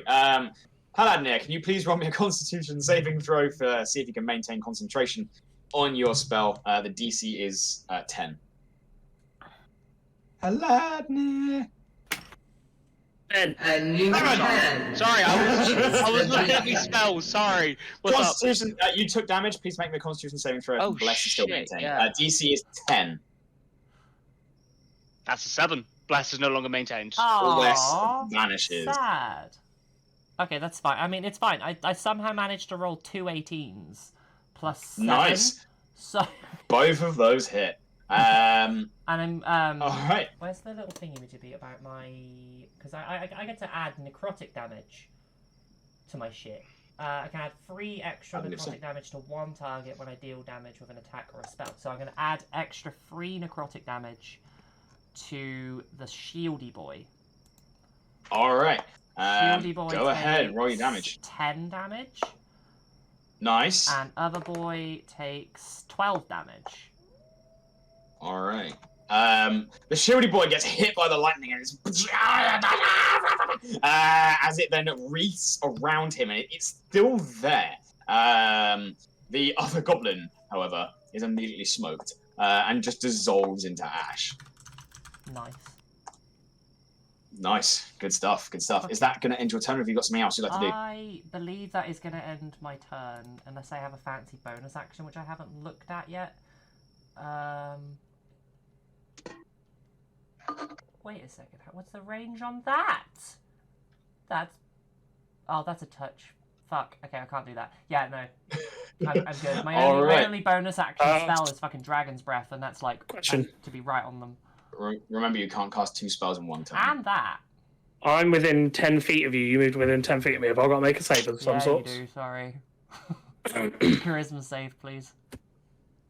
Oh, that's not a good one. Oh, no. Oh, yeah, it is. I know mine. I'm okay. Are you good? I don't know what your save is, so no, we'll find out in a second. 15. Yeah, I'm good. Okay, good. Yeah, you All are, right, you are not frightened. it's scary, but, you know, you've seen scarier. Oh, yeah. Right. Yeah, that's fine. Ironfoot, you're up. Save me. Okay. Yeah. I've already worked this out, so I can't. Yeah, I can't make it. So I'm gonna do. I'm gonna walk up to the ogre. I'm gonna punch him in the knee. All right, you run on up. And just straight in front of the kneecap, just trying to buckle him. All right, go for it. Make your attack roll. This ogre is big. He's slow. He's not armored. It's pretty easy to whack. You do hit. Go ahead and roll your damage. 8 points of thunder damage for the first one. 8 points as there's this explosion of force as you strike in. For the second one, 24 to hit. 24 hits as well. Go ahead and roll your damage. Ooh, 14 points of thunder damage. Nice. This ogre, bam, bam. You hit him both times. He does maintain his height though. You buckle both knees a little bit, but he's a big boy. Is there anything else you'd like to do? Yeah, I would like to bonus action skin of the end peak. All right. So yeah, as you crack both fists into this ogre, Helena, you look as this metallic armored frame begins to crack and grow dusty, and before long it begins to petrify as the once metallic armored suit turns to stone, moving, agile, but made of stone. You have used Skin of the End Peak. Right. Anything else you'd like to do? Ironfoot. I'm still learning Yeah, things. I'm gonna shout fall back. But get out of here. he got messed up. All right. With that, Davenport, seeing the ogre right outside and looking very angry, turns, dives on top of Samson, says, "Get down, mate, get down!" As he's really not going to risk getting clobbered by an ogre. Samson from inside, what's on top of me? Still covered up by a blanket. Okay. That's going to end their turn. It is the goblins, what's left of them. Okay, the boss is still alive, I so forgot to they're mention going to the lightning. Yes. The lightning thing is a continuous. It's still on beam, them. Yeah, it's still on them. which is So cool. they are at the as an action on your next turn, you can just deal d12 damage. Yeah, You don't need to roll to hit next time. nice. However, because of that, the goblins now do see you as a target, maintaining this energy beam on their boss, and they are going to attempt to swarm. That's it. Come closer. This one is going to jump down to here, and all three of them are going to aim their bows at you as the goblin boss just points at that one. So the first one is going to take a shot. That is going to be a 9 to hit. That does not hit. The second one is going to be a 15 to hit, which I think does. Matches. I'm gonna take that You take 7 points of piercing damage. one. And can you please? Is that concentration? Which bolt? No, it's only if I use an action to do anything else. Oh, it's not even concentration. It does say They don't know concentration. that. Oh, it is. Can you please Yeah. make me a Constitution saving throw? I believe you've took Warcaster. Yeah, I have. Take advantage. Your DC is 10. Cool. So Yeah, Constitution I'm good. saving throw. 20. Yeah, cool. The third one is also going to have a pop at you. That's going to be a 19 to hit. Oh, shield is only a +2, isn't it? +5. +5? What the fuck? Shield. Oh, I'm gonna cast shield. What does that bring your total to? To 20, right? Yeah, to 20. Yeah. As a reaction, you make sure you remove the spell slots. It does cost the first level spell slot. But yeah, this time you bring the shield up and it just impacts against the shield and disintegrates into this like violent confetti.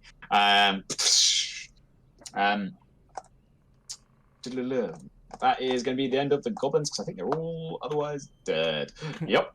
Right. Next up, the boss. So the boss takes a look at the situation. He does have to check to see if he's going to be okay. He is going to keep fighting. He is going to rush up, seeing again that you're controlling the energy. He's going to go around. He is going to go around Alakai and go straight for you. He needs to make a charisma save.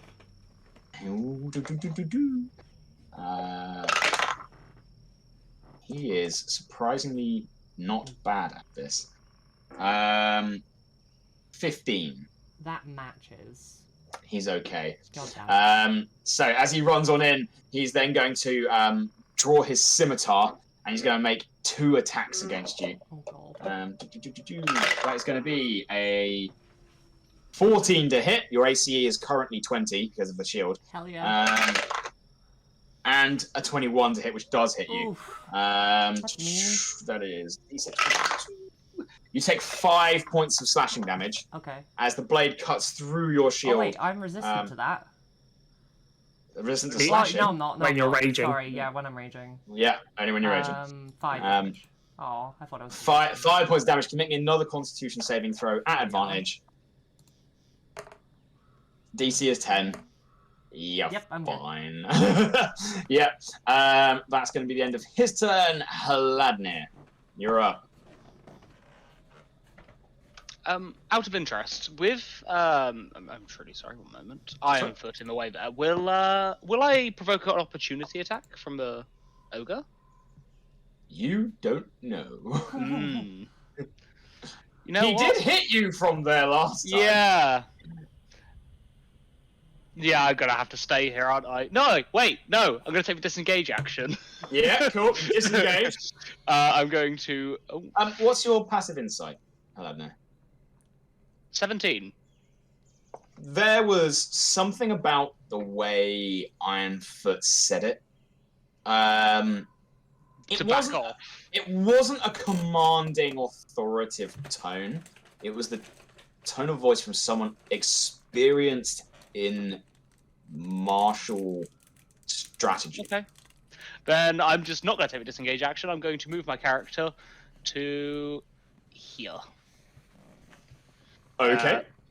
It is going to swing at you. Yeah. I was expecting it.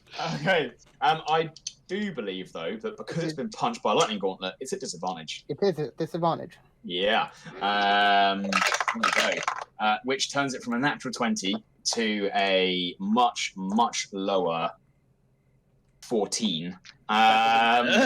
Which, as it goes to swing at you, it would have been one hell of a swing if it wasn't for the fact that halfway through, the lightning that had affected him last time caused him to twitch, and he slams it into the ground next to you. You do back away safely. Okay. What do you have to do?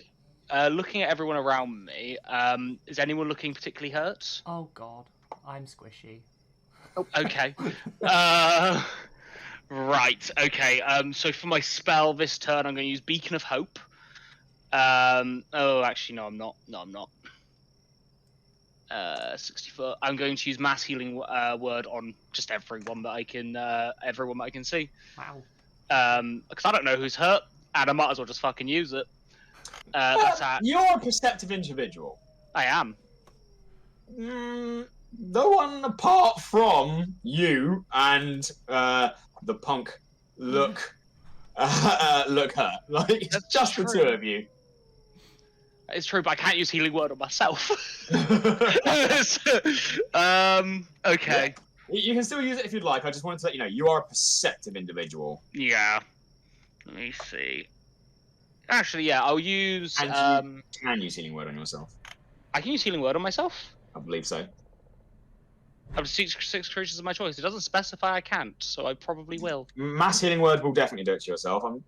I'm pretty certain you can just select a creature for healing word. A creature of your choice that you can see. You look down, can you see yourself? I can see myself. Yeah, there you go. You look down. Where the fuck am I? Well, it's up to you as to which one you'd like to use. Well, I'm gonna need to heal myself, so I'm gonna use Mass Healing Word on myself and Rayleigh and any of the other caravan folk which look just injured, not dead. No one seems hurt yet. That's only 10 health, but it's 10 health we didn't have. Fuck All yeah. right, really, you heal Love to 10 see it. points. You feel once again this sort of golden energy, just sort of radiate through you. And looking over your shoulder, you can see where it comes from. Huh. This individual, this armored, struggling to walk in, especially in the snow. Yeah. Elven I just figure. I glance over at the funny horse leg person, and I just give him a little nod, like, which also means that you've healed me. You don't have to do the charisma save. All right. And then bonus action, I'll compel my spiritual weapon to go back to the ogre and hit it again. All right. Let's. I don't know if I can't move the blue blob. I can't either. I'm just going to get rid of it. It's really annoying me. I will remember to create tokens for all of you guys that are summoning stuff. All right. Make your attack roll against the ogre. 17. 17 Yeah. hits. Go ahead and roll your damage. It gets 9 whacked in the back. damage. It looks behind itself as like, what's going on? 9 points, you said. Yes, 9 points of damage. All right, yeah, he looks a little bit battered, at hurt. He then immediately turns and clocks eyes with you again as he realizes it's your same shiny Mahujik. But there is this pesky iron stone Dwarf. thing in the way.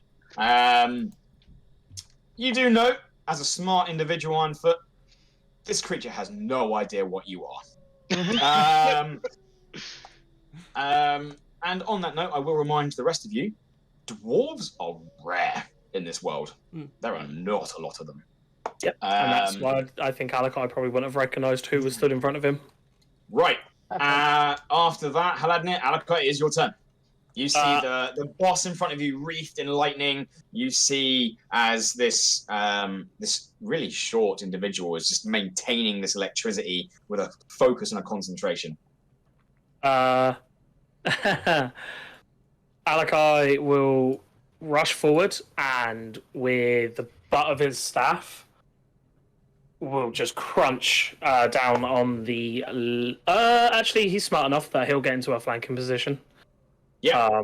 And we'll just crunch down on the back of this leader as he hears him shouting commands.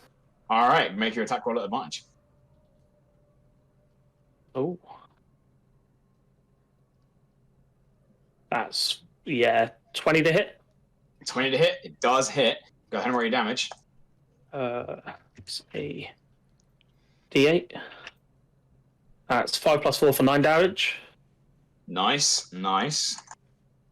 Second strike. That's a natural 20. Whoa. Okay, hold on. After your first strike, he is going to use his reaction to immediately... Oh, that's a button that I didn't want to click. To immediately disengage and move away from you. So he is going to go 5, 10, 20, 25 to there. Is that going he to provoke pegs an it. opportunity attack from He disengages. Oh, okay. Tell you what he will, though, is he will provoke an opportunity attack from me because I have Sentinel. And you critted him on a 20, which means he stays exactly where he is when he leaves your zone, which is there. 5 feet. All right. I'll make sure the Sentinel... Roll your damage. Yeah. Well, you rolled the attack. It was a natural 20. I'm not going to take that away from you. Okay. Go ahead. As he starts running, bam! You clothesline him with your quarterstaff. Roll your dice, double it, and add your modifier. Bonk. Oh, Lord. That's 20 points of damage. As boom, straight into his neck, you hear something snap, and he backflips around your staff and just lands unmoving on the floor. Cool. Crunch. And then I glance around, and I look at the other dwarf in here. Goblin, but yes. Goblin. So that's 10, 15, 20, 25. I can still get to him. Where were you? I was here. I moved 5 feet here. There. 5, and then you went to there. I went to there. 15. Never mind. 2 diagonals, 15, 20, 25, 30 gets you there. And you got 40, right? So if I go 5, oh come on, 15, 15. 20, Yeah. 25, 30, 35, I thought, 40. yeah, you are there. You are there. God damn, Oh, yeah. Lance. Gotta let you play one. Yeah, you do make it. You've done 2 of your attacks. What else would you like to do? I will bonus action. Just an unarmed strike. I won't basically put on a flurry. Alright, No, alright. unarmed strike. Oh, I rolled another natural 20. Go ahead and roll your damage. I don't think you can't kill him. That's 10 points of damage. As you like destroy the boss, you turn, see another goblin. You start running at him with like you're just bringing your hand up. The goblin like sort of drops his bow like as you jack him into the snow. Yeah, he's dead. Okay. That's your movement, your bonus action, your action. Oh yeah, it's all of it. You've done. Wicked. Yep. The ogre. The ogre looking down at you there, Ironfoot, snarls. He's like, "Oh, come here, you!" As he goes to try and pick you up. Please make me a strength or acrobatics. Sorry, an athletics or acrobatics check. Cool. I have something for this. I will expend on my infusion, my magical strength to expend a charge to add my intelligence modifier to it as well. Go ahead. Roll your either athletics or acrobatics, up to you, and add. I think it has to be athletics. Okay. With your armor of magical strength. Strength checks or strength saving throws. Cool. So it has to be athletics, because acrobatics is dex. Cool. So you make an athletics check and add your intelligence, which I believe is ridiculously high. That's very fucking cool. Yeah. 15 total. 15 in total. The ogre also rolled a 15. As the defender, you just get away. He goes to snatch you, he grabs you, he starts trying to pick you up, and your armor just clings magnetically almost to the floor. This sort of cloud of static energy just grabbing you and holding you in place. Yeah. Oh, what? Fine. You go whack you with a club. Yeah. See that coming. And with that, he raises it up, and in his anger, as he launches the tree trunk behind him somewhere, it clatters into the woods and lands on the poor corpse of the goblin as he rolls another natural 1. I'm doing well, guys. I'm doing well. Wow. That's my 3rd natural 1 tonight. Great campaign, guys. Amazing start. Please keep rolling natural ones. I feel safe. I'm a crit as well. I'm feeling happy. That's the ogre's turn. That's going to bring us to Rayleigh. Wonderful. Oh. Okay. I'm just measuring up how far away I am. Okay. I'm about 5 foot away. And ranges on... Okay, yeah, I think I'm good. I'm gonna start walking in this direction. I keep forgetting to fucking move myself, like, properly. It's okay. I do the same. Right, there. I'm gonna walk to this guy and just look him dead in the eyes. I don't even know if he's one that's hurt me or anything like that, but, like, the black in my eyes is just focusing dead in on him. As I say, I told you to stop fucking hitting me. As I enter... He throws his hands up immediately. Oh yeah, he has to make a charisma save. Before this. Yeah, he fails. So he's now frightened of me, and I'm about to enter a rage. Oh, yeah. As I pull out my light hammer and smack him on the fucking head. You are 5 feet away from using a melee weapon. You need to get a little bit closer. You are only 25 feet of movement, right? Yeah. And you were... There's another 20-foot range. Here. I haven't got a 20-foot range on a fucking You can throw it. I am going to throw it at his fucking head. Make your attack roll. Sorry. Oh wow. I'm very angry. I rolled an 8. An 8. For a total, is that Yeah, a that's the total total. of 8? Oh no. He just hides behind his shield and it just blinks off. But yeah, I'm just gonna He's stand terrified. there looming, angry and fucking terrifying over this Yep. poor little goblin. He is terrified. Okay. Is that going to end your Yeah, turn? that's my turn. All right, cool. That is going to bring us to Ironfoot. Sweet. How rough is the ogre looking? It's an ogre. They've got they're a big sack of hit points. Cool. Um, Okay, so I try and squeeze past him? Don't let him get He is me. big and I am. Go ahead and make me a acrobatics check to try and squeeze past him. What? He has just dropped his tree trunk. He has just dropped his tree trunk.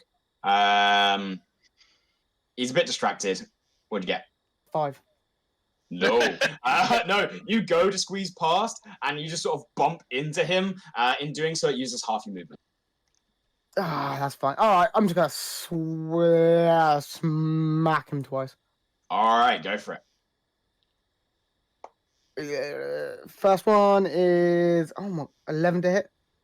11 to hit, just hits an ogre. That's 13 points of thunder damage. Ooh, good hit. 15, Nice. 15 to hit for the second one. Yep, both hits. Bam, bam. Your gauntlets erupting into lightning and thunder. And that is 12 points of thunder damage. Very nice. He's bleeding pretty bad now. You can see his legs are just torn up. He's not looking happy. He's dropped his club. He's an upset ogre. Is there anything else you'd like to do on your turn? Nope.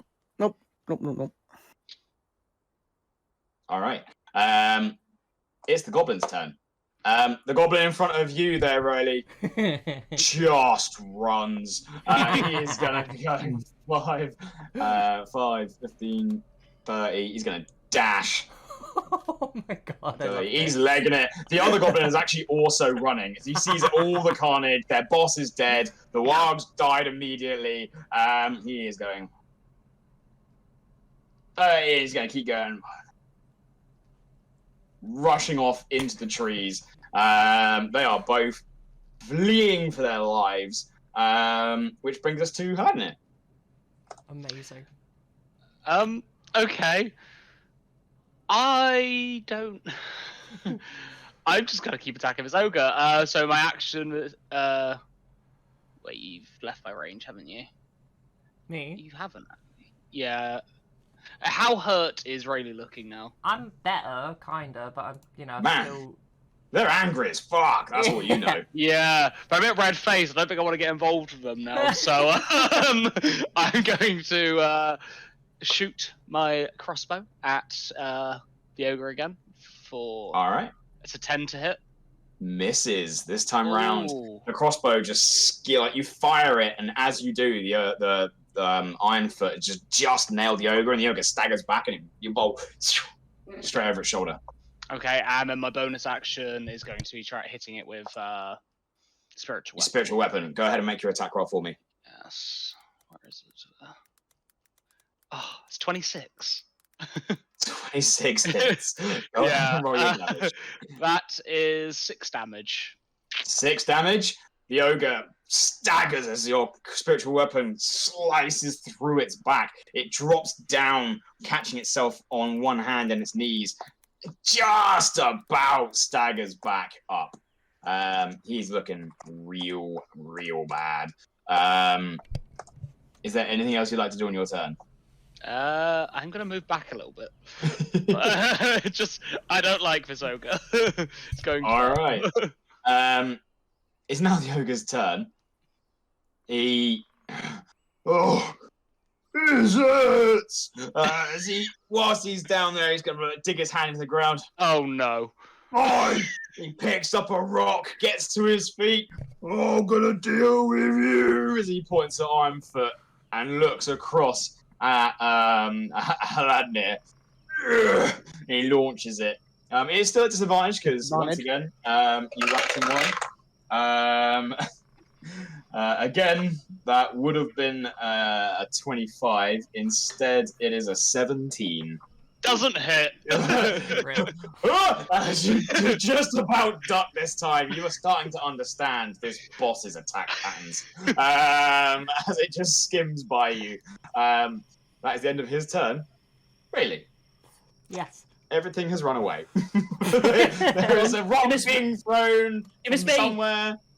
Oh yeah, it's not. I missed you? Yeah, it's Oh, it is. I've missed Alakai. Alakai. Right, so Your turn, Alakai. Alakai, remembering seeing a javelin being thrown, will run over to 30 feet there, as you would know, because that's where the pink punk rocker was when she got hit by a javelin. Is it on the floor? Yes. He drops his quarterstaff, kicks up the javelin, and just hoiks it at the ogre. You currently can't see the ogre from there. There's a cardinal. Can I not? Oh, no, I can. Okay, rewind.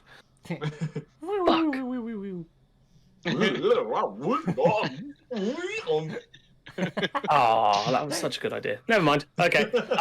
It was, if there wasn't a cart in the way. 10, 15, 20, 25, 30, 35, 40. Yep. Puts his staff down, pulls out a dart, and just underarm throws real fucking hard at the ogre. Wicked. What's the range increments on the dart, please? 20 to 40. 20 to 60. 20 to 60. You are in range, but the attack is at disadvantage. Okay. He's outside of your short range. Did I do the maths wrong again? Oh, 55 feet. Yeah, so you're in range, but you're range. outside of 20, which is your short range. Oh, okay. So it's a disadvantage. It means you can make the attack, you're just not very good at it. Long distance shot. 14 to hit. 14 to hit, it does hit. And with that, how would you wish to end this fight? Alakai, just as he slides in the snow, just sort of throws to his offhand his spear, his quarterstaff. As he slams it, you just see just this little whistle through the air and nails him straight in the forehead. Nice. Fucking nice. The ogre staggers, sort of catches himself, starts trying to look up at his own forehead, grabs a hold of it, and just falls over backwards, just detonates into the snow. And with that, the remaining two goblins just continue to run. No! As they bolt out into the trees. And there is a moment of silence, only broken by another goblin voice, in common this time. What's going on? Get off me, please! All right, I'm sorry. Oh, it's all right, Samson. You're okay. We're all okay. Are you okay, Samson? No! And with that, with combat coming to an end, we're going to take a break. We'll take 10 minutes. We'll get back here at 20 past. Yeah. But yeah, Half past. 20 half past. past. We'll come back at half past. So with that, we'll come back at half past and we'll continue on from where we've left off. Will. Well done on your first conflict of the new campaign. Monks are fun. I Holy know, I shit. love monks so much. Monks are mint. I saw 40 feet of movement and I blinked. I was like, excuse Yeah. me? And then with Step of the Wind, it instantly just becomes fucking 80, and then you can when you get to the certain level where you can fucking run vertically, that shit's insane. Oh, I love it I'll so see you guys all soon. Woo. Oh, I'm not going anywhere. That second natural 20, it teetered Yeah. and landed on it. I was like, yes! That's ridiculous. Oh, yeah. Sentinel's a lot of fun as well. Yeah, Sentinel's cool. Yeah. I haven't even got to use Warcaster. It's just... No, technically you have because of your con saves. Yeah. I've come up with a system for my raging. Which is What, hit gonna be low fun. spell slots and just start fucking... No, I'm gonna every time I get hit 3 times. Oh, I'm okay. gonna go into a rage. Well, how many times can you rage a day? Twice. Sorry? You're a monster. Damn right I'm a monster. It's great fun. I'm scaring the shit out of everyone. I love it. I'm from Alakai. Apart from You won't scare Alakai that easily. No, probably not. My saves aren't even really that high at the moment. Like 15's not that high. Oh, I wanted the javelin to work, so I know for a fact I've got a +7 to hit with javelins. Yeah. Because I'm proficient with them. Hi, Mally. Apparently, you can just Mally. use the TTS command. Oh, that's really cool. I didn't know that you could do that. We're gonna sub Waffles in, and she's gonna exclusively use text to speech. Pardon me. That was glorious. It's not bad for me, let's be honest. Yeah, it was like a 7. Yeah. How was Mally today? Look at the new characters. Brand new fucking campaign. Woo woo fucking woo. And I have a doggy. I'm a necrotic ASMR. ASMR? Yep, I am an ASMR. ASMR. No. I am an ASMR. Dumbass. Hi, Quinn. Oh, Welcome in. I want ice cream so bad, but I'm not going to make it to the shop and back. Aww, Oh well. that's sad. I literally just got offered ice cream. I had no idea that I was being offered ice cream. Haley just comes up to me and goes, like, ice cream, but I didn't hear what she Nom said, nom. and I just said yes to it. And she just hands me this fucking tub of double-decker ice cream, and I was just like, I didn't want that. I don't know why I said yes. I'll have it after. I have white chocolate buttons. That's the best I can do right now. Tasty. Pixie's character is the Angel of Death. Damn fucking right. Mally is overworked and underpaid. Fucking pay Mally more! Or I will rage. Pay me more. I think. Yeah, and pay you more. Pay everyone more. Pay me more too. Twitch. Surprised to see Warhammer Shopman. Oh yeah, Warhammer Shopman. We don't actually refer to him as that because they have they get upset about that. Apparently, that's a thing. He doesn't work there, or something. I don't remember the logistics of it. For everyone in chat, he is just Pete. Or Stormcast. Or Stormcast, the very cool fucking name. He is our wonderful DM. Oh! I bought something today. What? Oh my god, earlier today I released a belch that shook the gods. It went on for like 5 seconds. Waffles, why didn't you record it? That's so hot. I'm a bit fucking weird. What did you buy today?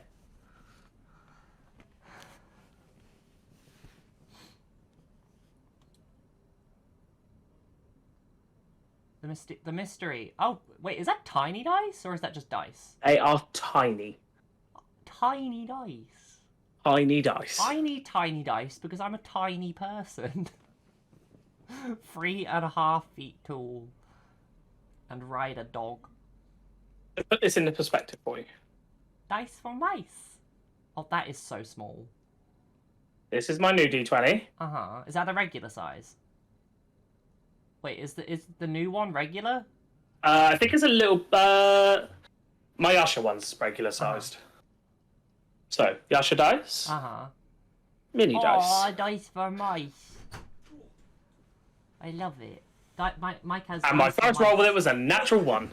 That's fantastic, honestly. Like, I can imagine a mouse not doing particularly well in a TTRPG. Do you need heat? No, do you reckon? I mean, I'm on like 23 hit points It's more than me. out of 34. I had 41 So, like, max. I make took 22 your mind damage up, on the really. first fucking turn, didn't I? Like, you can heal me if you like, but I'm probably just I'm going to gonna heal scream everyone. at you I'm gonna heal everyone. because I don't know when I'm going to drop the rage. Oh my god, no. I love being a barbarian. I don't know how many levels I'm going to take in barbarian. I reckon I'm going to try and get a therapist. Go to 3. Go to 3? Why? What happens at level 3? I don't remember. I'll Oh, ask you gain all Amy. your bonuses then, don't you? Oh, do you get bonuses? Well, that's when you hit level 3 with a barbarian and you get to pick your subclass for barbarian. Oh, Yeah. that could be fun. I don't Yeah. sound like the fucking dog from those adverts. Oh. Did you hear that? What? No, then you didn't. What? Oh, did a floor rippling fart. Oh, no, I didn't hear that. Surprised you didn't feel it. Yeah, it just ripples through the house. Yeah, That was a I'm horrific surprised sentence. it didn't. I'm so upset at that sentence. It's just the worst. I can't wait to get my little mouse hold.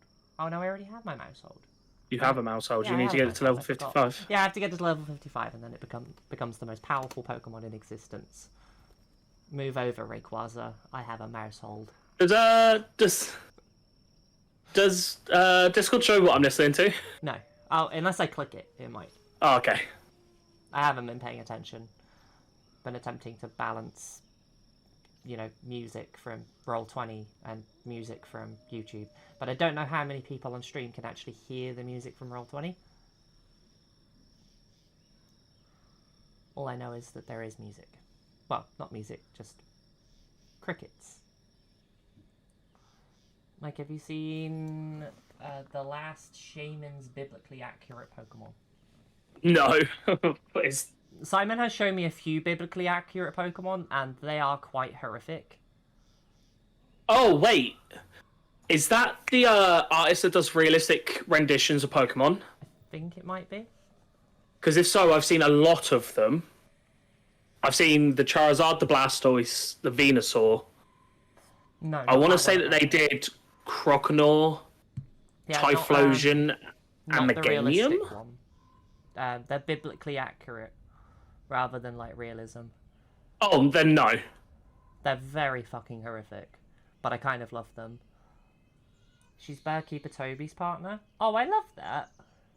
I forgot the link for D&D character creator. Also, I haven't played in years, so I basically remember nothing. I mean, it depends on where you want to create your character. Like, you can create your character in so many places. But I and everyone else in this campaign uses D&D Beyond. Until we can no longer use D&D Beyond. And then we'll just play a different game. Like the character sheet thingy. Yeah, probably D&D Beyond, but you won't have access to any of the cool shit because you have to pay so much money for the fucking books. And even if you have a physical... This one always annoys me. Even if you have a physical copy of the book, you still can't attach it to your D&D Beyond profile. So fucking dumb. I want physical books. I love the one thing the Pokemon community agree on is how awesome Bearkeeper Toby is. He's just sweet, isn't he? He's just sweet. Like, I like a lot of Pokemon YouTubers, but he's just sweet. Candy Eevee is probably my favourite, because she's adorable. And she's British. Very British. I don't know if Jaden counts as a Pokemon YouTuber. I'd probably say not. Oh. I disagree. I think the Pokemon content's... Sorry, is it there? Her? Who? Jaden? Yeah. Her? I think they use she, her pronouns, but I actually don't know. I think the Pokemon content's the best anyway. Oh, it is. It is very good. Ben? You good? Yeah. Yeah. Been going? I just, I haven't really left this chair today, mate. No, you haven't. Also, I posted the Verdi Requiem in Toontown. Oh, yeah, cool. I will listen to that. Have a listen to some wonderful classical music. Ding ding ding ding ding ding ding ding ding ding. That's Pirates of the Caribbean. It's close enough to classical. It's classic. Yeah, but Pirates of the Caribbean is a classic movie. I love Pirates of the Caribbean. I might watch that tonight instead of sleeping. We could. Well, no, just sleep. I gotta leave at 3:30, don't I? You're an idiot. No. It's Tuesday. Yeah, but you're off. You have a holiday.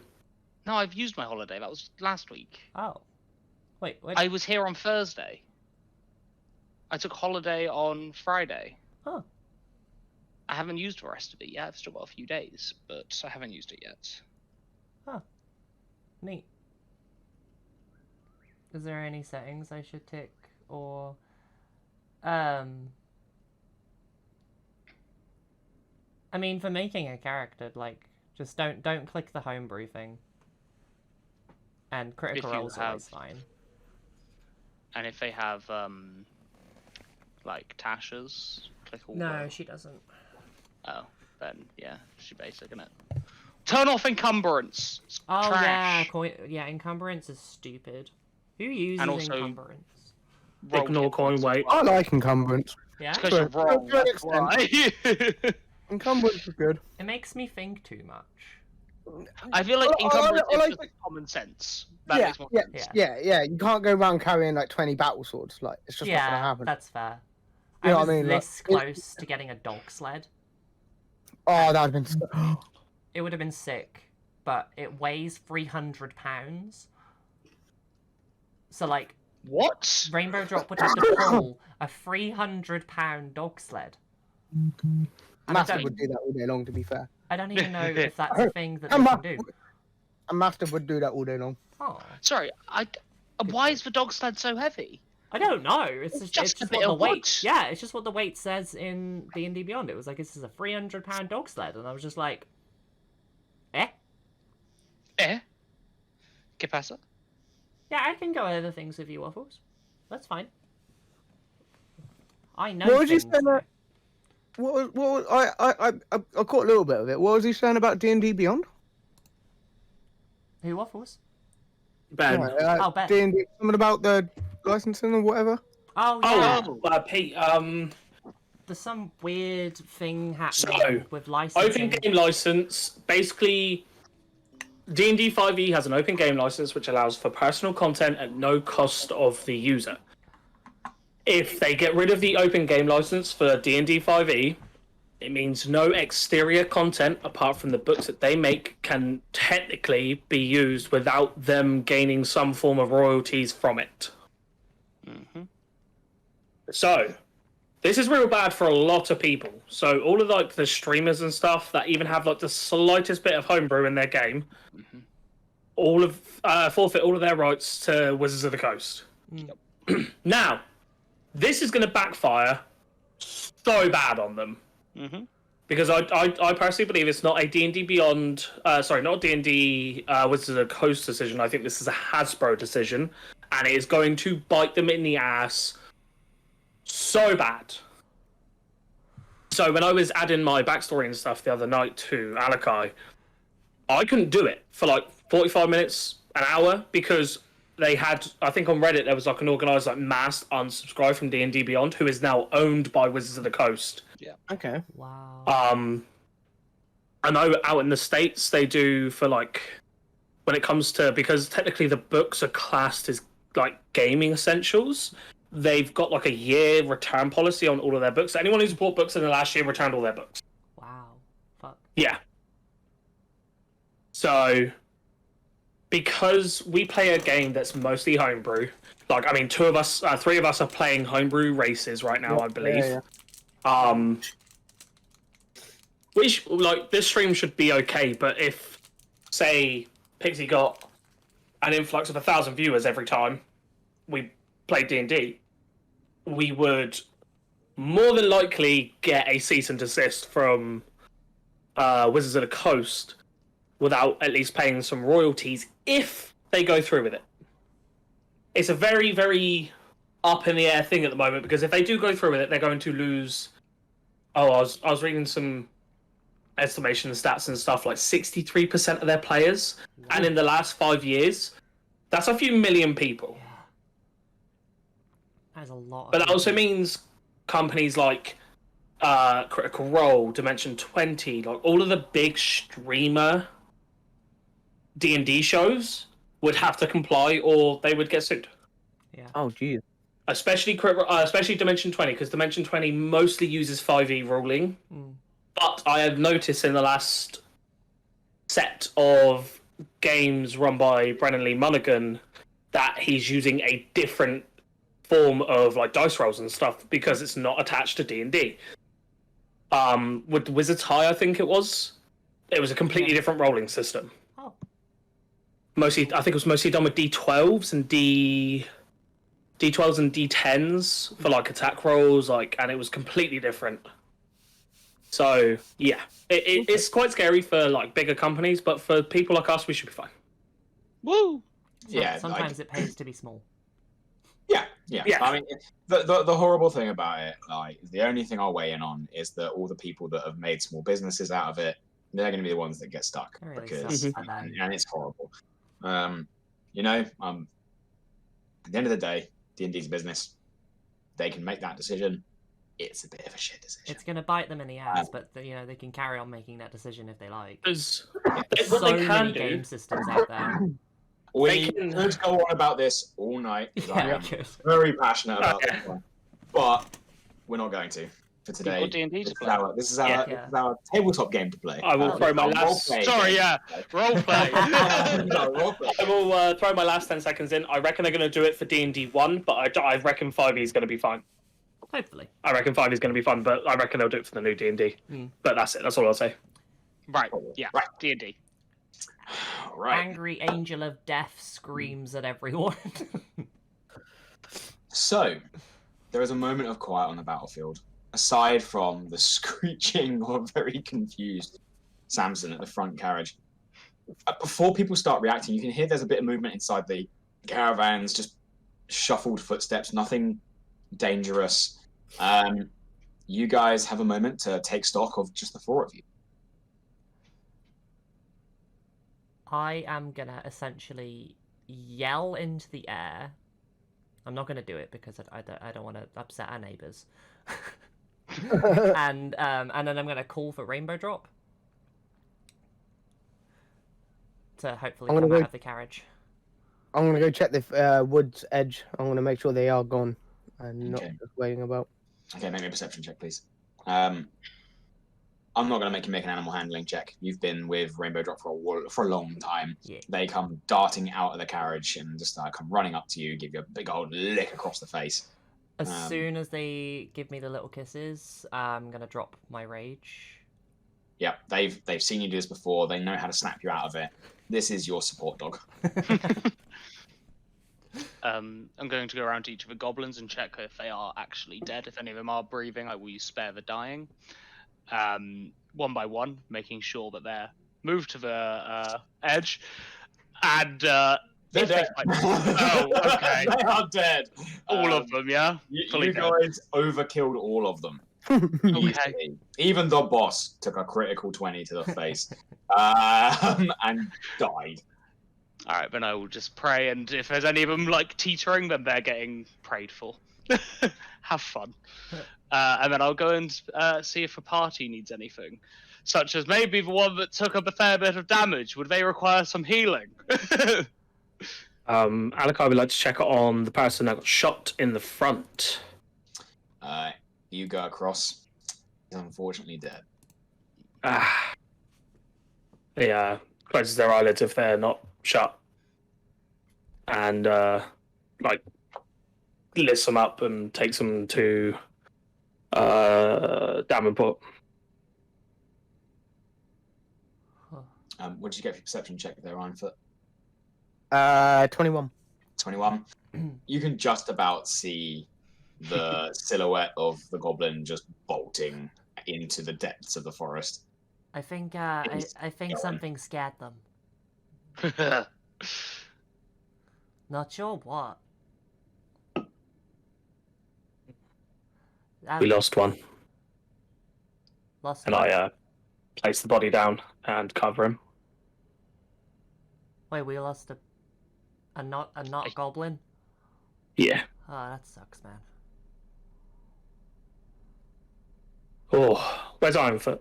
I'll take it Ironfoot's walk back over. I'm gonna That I'm gonna is some... sorry. Go on. Carry on. I'm just gonna You're going to pat do something. I'm yeah, going to talk. I'm just gonna pat myself on the arm and use healing hands. I'm literally a healer, is all I'm good You for. didn't say it out loud. It did. Actually, It did. but I needed help. Oh. I'm still gonna do it. Haladin, make me a religion check. I'm healing Where for is it? 9. That is an 18. An 18. Hmm. With your skill set in magic and your very particular set of skills, even as the wings begin to fade, 'cause I think they only last for a minute, you see the magical energy that this little punk rock character with a dog the size of them runs their hand across their own skin, and you see a celestial energy build up, recovering and healing up the cuts that they sustained from the arrows and the javelins. Go ahead and do your healing for yourself there. Just add it to your sheet. Yeah. This is celestial magic. So you guys all seem nice. You don't seem like you're all attacking me. So that's good. I mean, I know the dwarf guy. Who's horse legs and mask guy? Out of interest, are you a particularly smart person? Yeah. Pretty smart. You just watched us all fight with you. Well, Yeah. of course we're not going to attack you. Well, I don't know that. I've never met you before. Why would I know that? Okay. It was lovely to meet you all. I feel like we should have a chat, but maybe we should rest a bit first. I mean, you seem like cool guys. Like, I don't know. We should probably move these carriages away from the site of which we've just destroyed a few goblins. Should we set a few of them on fire or something? No. No. I'm gonna go pat down the big goblin dude, because Wait, there was a the big commander one? that was pointing. The commander. Oh. Sure. The guy with I get my dart back, by the way. Fucking. You go to get your dart. It is snapped. You! The ogre got just about a hold of it before falling over backwards. Oh. Shit. Is my crossbow Okay. not okay? Ironically, First one. The first one, yes. Oh, okay, crossbow. The other one's gone. God, yeah, I didn't try and get that one. As he goes to start looting the one with the shield, he taps the dwarf, who he's now recognized as a dwarf on the back. Wow, it's not very, very often I see one of your species around, friend. That's some pretty cool armor, and just walks. Aye, thanks. Can I loot that goblin captain that was a dickhead to me? That's what I'm doing. Oh. Okay. Can both of you roll me a d20 and add your initiative? Yeah. You're 24. 24. You're good. Oh, Go wait. get this. Okay, never mind, don't worry. I got a 23 5. it was. You're fine. Make me an investigation check, please, Alakai. What should be a shit investigation check now? Yeah, because I know your intelligence is naff. No, but I'm proficient in it. Still only a +3. I know that 13. because there's someone in your party who has an intelligence that is better than all of you added together. 13 was it, sorry? Yeah. 13. You search through the pockets. You find 15 pieces of silver and 9 pieces of copper. You also find a rusty, broken key. Ooh. Hey, mask guy, did he have anything cool on him? I throw the key over. He was a twat. I throw a key towards you. Or a broken key. That's okay. What do you do? Clunk! Have you got dark vision? Yeah, I do. It's night, but the moon is out, so you can see. Yeah. Okay. I have really good dark vision too, so I bag the currency. I'll take the key for whatever reason. Can I have a look at the key? Like, I threw it to you. yeah. Yeah. Yeah. It's an old sort of like like the round head with the little block on the bottom. Like, it's one of those kind of keys. It's rusty. You can see one of the teeth on the actual key itself is missing. It's been like snapped off. And then the little ring, put it on a key ring, is like missing a chunk out of it. It's been real badly corroded. Huh. Does it feel fancy in any way? No. Okay, I'm not gonna do an Arcana check then. That would be stupid. I'm just gonna pocket the key. Okay, add a rusty broken key to your inventory. Amazing. Good haul, guys. Is there any kind of salvageable metal, steel, iron on any of them? Taking a look around. Go ahead and make me an investigation check.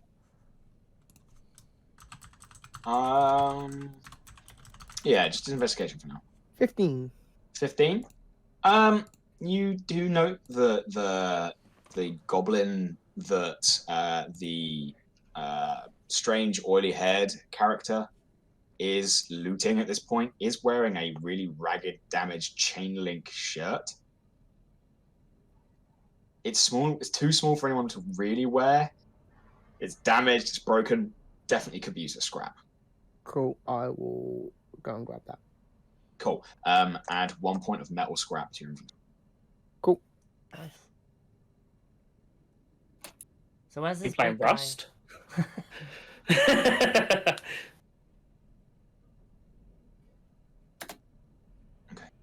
So like that guy? Yeah, where's this big guy? I haven't even seen this big guy. You peek your head around the corner of the middle caravan, and there's this big dead ogre laying on the floor. Oh shit, that guy's big. He's like 3 times your height. I'm so glad I was nowhere near him. He had something out for the holy target over there. Oh, really? Yes. holy Are you target? okay over there? I don't know your name, so I called you Holy Target. I'm doing okay. Yeah. I called him Horse Boy. It's probably better I've got- than Holy Target, right? I've got Angry Rocker, Holy Target, Cool Armor. That's all I've got for everyone's descriptions right now. You guys have to give me a minute. I just realised I've only prepared 5 of my 9 spells. Oh, you monster. We just got through combat. I didn't realise. That is Oh, hilarious. moron. But yes, I'm doing okay. I'm a little bit hurt. I wouldn't mind having a chat with you guys. But I do think we need to move from this point, because if there's more of them, they will just come back Well, why here. don't we just get the caravans rolling again? That's what I'm saying. I'm saying we should leave. Right. Davenport sort of appears at the back. Yeah, I agree. I was just making sure Hampton was safe. You know. We should move on a little bit and set up camp. We'll Hey, you Your- a cop?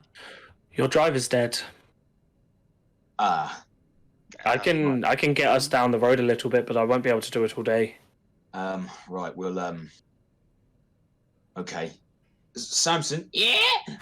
Can you move to one of the other caravans, please? Why? I quite like this one. Wait, this one's now for the dead. Dead. Yes. If you please, Samson. Wait, how many people died? Ambush on the road. He sort of pokes his head out with his little notepad and his little quill. Oh, I've got to write about this one. Yes, just write it in the other caravan, please. Caravan attacked and saved by 4 glorious sellswords in employ of Captain Davenport. No, we've not employed them. They've just 4 selfless protectors of the innocent. Definitely not employed by that guy. No, but I like Don't know the who he second is. one. Second one's great. Sorry, my name is Sheriff Davenport. I guess I'm gonna be in command of these people on a caravan home. I will drive the front one. You all seem like capable individuals. I mean, just look at what you've managed to do. I don't suppose you'd be. I terribly sorry, but I can't keep watch all night on my own. Would you 4 help me out by keeping watch for the first half of the night? Sure, I got you. All right, we'll travel down the road then. We'll set up a camp, and if you guys could keep watch on the perimeter, that would be very much appreciated. I'm sure I can find a couple of coffers at the town for helping us out. I guess for deputizing you all, I should say. I am a sheriff. I'm allowed to do that. I'm not gonna get deputized by you. Sorry, bye. It's I'm right. just I mean, gonna like walk over into a carriage. Right. Well, I mean, all of themselves being it's just my excuse to pay people for helping us out. Actually, right. So this might help you a little bit whilst you're guiding us. And you watch Alakai just sort of calmly breathes, taps his looks like he's tapping. Oh, he's got a really high passive perception. You don't know. What are you doing? Oh, can I roll a slight hand check and I'm gonna interact with my shadow. Yep. You can try. Oh, it's not good. It's a 10. Everyone apart from Rayleigh, who has now wandered off into the back of a carriage, middle or back carriage, or the front carriage with a dead person. The one I was in with the Minotaur. In the middle carriage. Yeah. Okay, cool. Okay, so you climb on in, hop into the middle carriage. Everyone sees.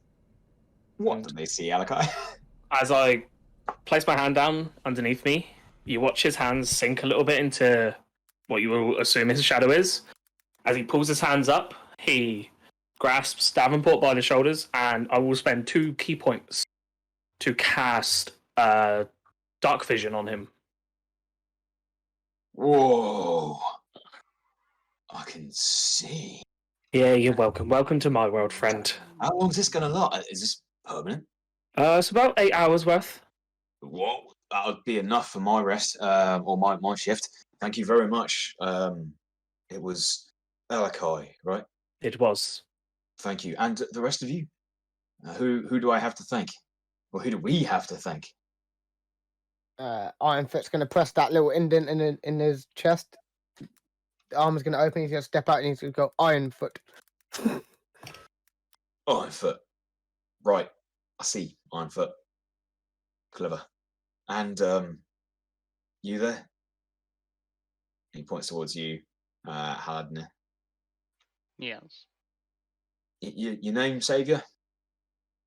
I am Hladner, the Wildling. Haladner the Wildling. Not very big on surnames, are we, guys? Not a jab. Not a jab. I am just Davenport. It's just the thing.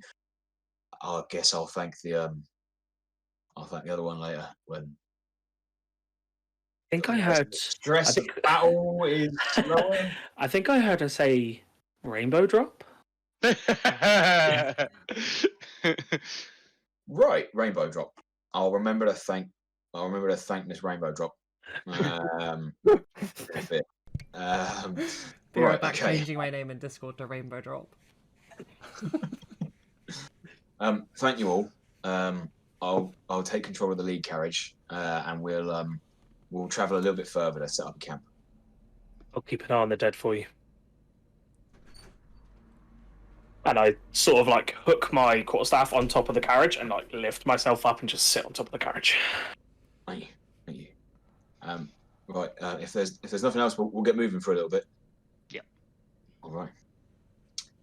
So, with the two of you, I assume walking by the side of the carriage, then, keeping an eye out. The carriage does begin to move. It's not a fast pace. You are able to keep up with a walk. These horses and carriages, they're not designed really to travel at speed. They're designed to travel with people, lots of people. There is a brief moment where people do get out to help move the tree that had been knocked down in front. You do notice as well, those of you with a high passive investigation, the tree was cut down. And by passive investigation, Ironfoot, you notice that the tree was cut down. Aside from that, though, you travel for another 2 hours and nothing really seems to come close. There's one point where Haladner, you notice that there's a little bit of a rustling in the bushes. You get your weapons ready, and actually it is just some little wildlife getting a little bit closer to find out what's going on and getting spooked and running off. It doesn't take long for the 3 wagons to pull up into a small triangle, and people begin to get ready to bed down.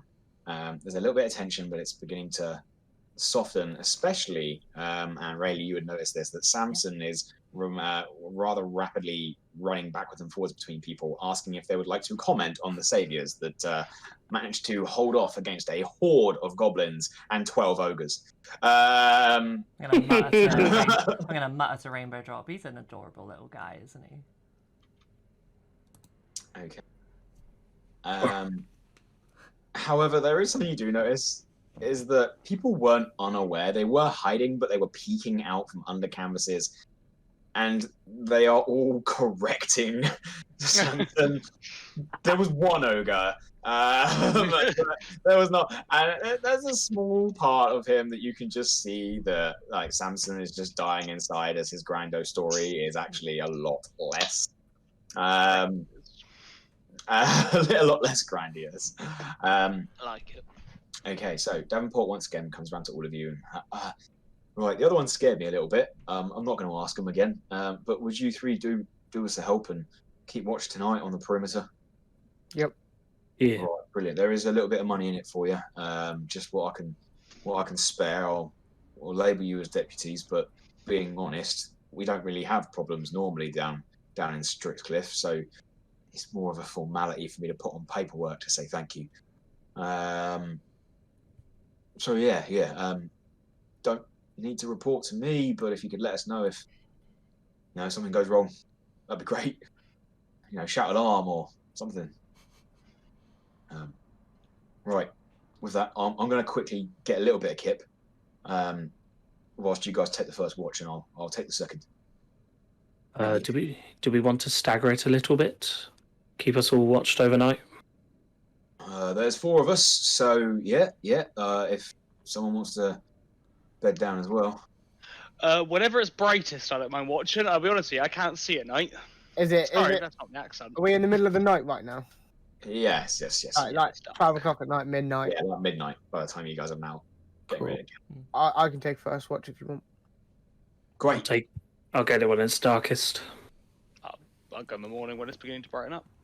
Very well. 2 of us then. All right, everyone. We've got some guards posted for the night, just in case. But please, a new hand panic. captures the beacon. Everything's under control. We've got some good hands here to help us out. If you guys could all just get a little bit of rest, that'd be fantastic. Right.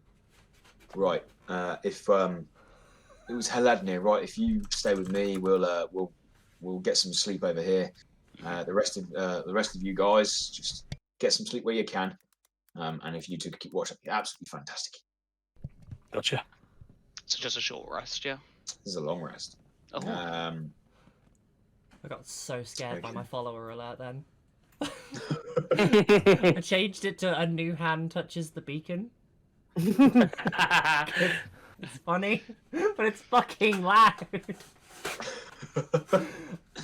All right. I'm gonna strike up a conversation with just anybody who is willing to listen because I have a mess kit that I don't know how to use.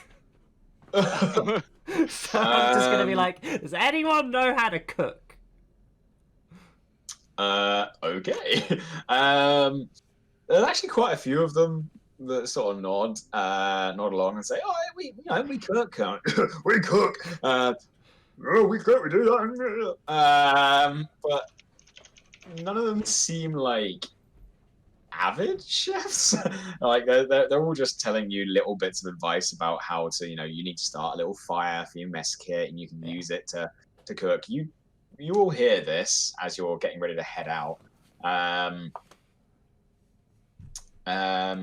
But aside from that, not much goes on. You get like a couple of little pointers. They teach you that you could heat up your rations. They notice that you've got do you have any cooking stuff on you? I have a mess kit. That's the mess kit. I have my rations and I have Rainbow Drops food. Right. So I'll probably cook some rations They teach you and Rainbow Drops the only food. thing your rations, they're dry rations. They're designed for travel. They're not necessarily like gourmet in any way at all. But they tell you that you could heat up your rations. It might improve the flavor a little bit, or at least be a warm meal as you guys are currently still in the winter. Yeah, I'm gonna do that. I'm gonna heat up my rations, but take priority over Rainbow Drops food. Okay. It doesn't take long. Just little chunks of steak. Brilliant. It doesn't take long, and it's little chunks of steak. For Rainbow Drop's having a wonderful time. You do see as Bygroff, the Minotaur, sort of looks down at the steak and shakes his head and goes to sleep. Sorry, as I everyone didn't bring begins- extra. That's all right. I have this lovely, tasty ration bar, if you like. I'm alright, thanks for offering. I've got my own. As he waves his, takes a nibble of it, seems disappointed, looks at the steak that the Rainbow Drop's being fed, and goes to bed. As people start bedding down. We've got 2 people keeping watch. Are the rest of you going to sleep? I will stay up for a little bit, because despite not being asked to keep watch, I'm going to a little bit anyway. Are you going outside of the caravan circle to do so like the others, or Yeah. are you doing it from... Okay, cool. So you do actually step out. Yeah, I and just, so I just the don't want the 3 sheriff to of know you- that I'm doing this. Can the 3 of you please make me perception checks? I'm going to use my tiny dice. Oh my goodness, the mice dice. Oh, I haven't done good. I'm not good. at Perception? Perception, please. Yep. 26. Because I rolled a natural 20 on the tiny dice. You can stay. Pickle dice. 26. Ironfoot, 19. 19. Rayleigh? 9. 9. Wicked. Okay. You guys keep an eye out. And for the first half of your watch, nothing seems to happen. Just as you're about to turn back and your watch begins to come to an end, you hear a scream from inside the camp. This also wakes you up, Haladin. As you guys all begin to dart backwards, you rush into where everyone was sleeping, and you see that everyone is stood up or gathered around what looks to be a body. Someone laying down. You take a look, and for Haladnir, you recognize Keith. Throat slit and blood poured across the floor. The sheriff also coming to his senses and coming with you, Haladnir, sort of gathers up. What's going on here? You see as the little cataract looks up.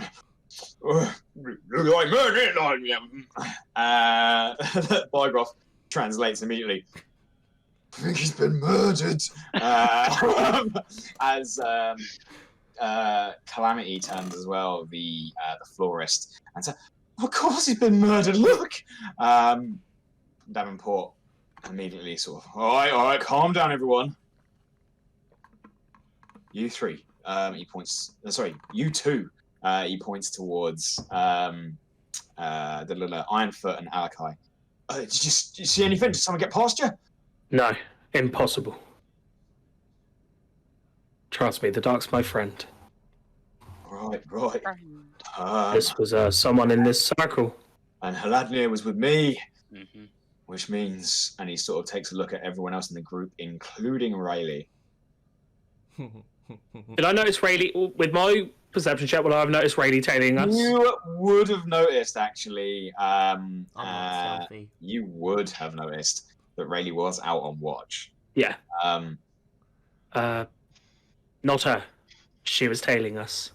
Someone was a bit restless tonight. Yeah, something about not being able to actually cook ration bars. so, sorry, Alakai, you're saying that they were awake during the time of the murder? They were behind us the entire time. Don't you worry.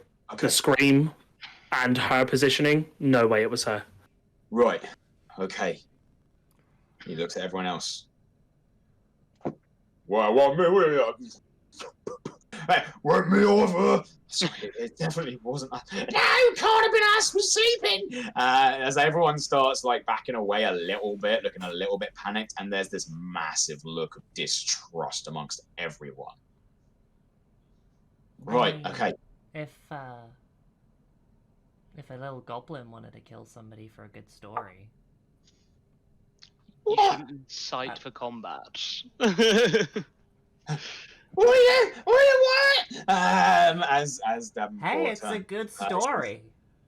Oh, it is murder. By That's you. much better. No, it wasn't me. I can't. Oh, this is Using But Biogroff, I was snuggled into you. Oh, That's what they all say. Could I throw an insight check out to see everyone's body language when Rayleigh throws the not blame but accusation towards fucking Samson? I want to just have a quick glance at everyone to see who's taking advantage of this situation, if someone is. Okay, roll me an insight check. Dice go clap. My bad. I missed the dice tower somehow. It's huge. Dirty 20. Dirty 20. Okay. You see that D, Cataract, and Biogroff all seem to have like a more relaxed state when you see the blame being shifted onto Samson. Samson looks panicked. Yeah.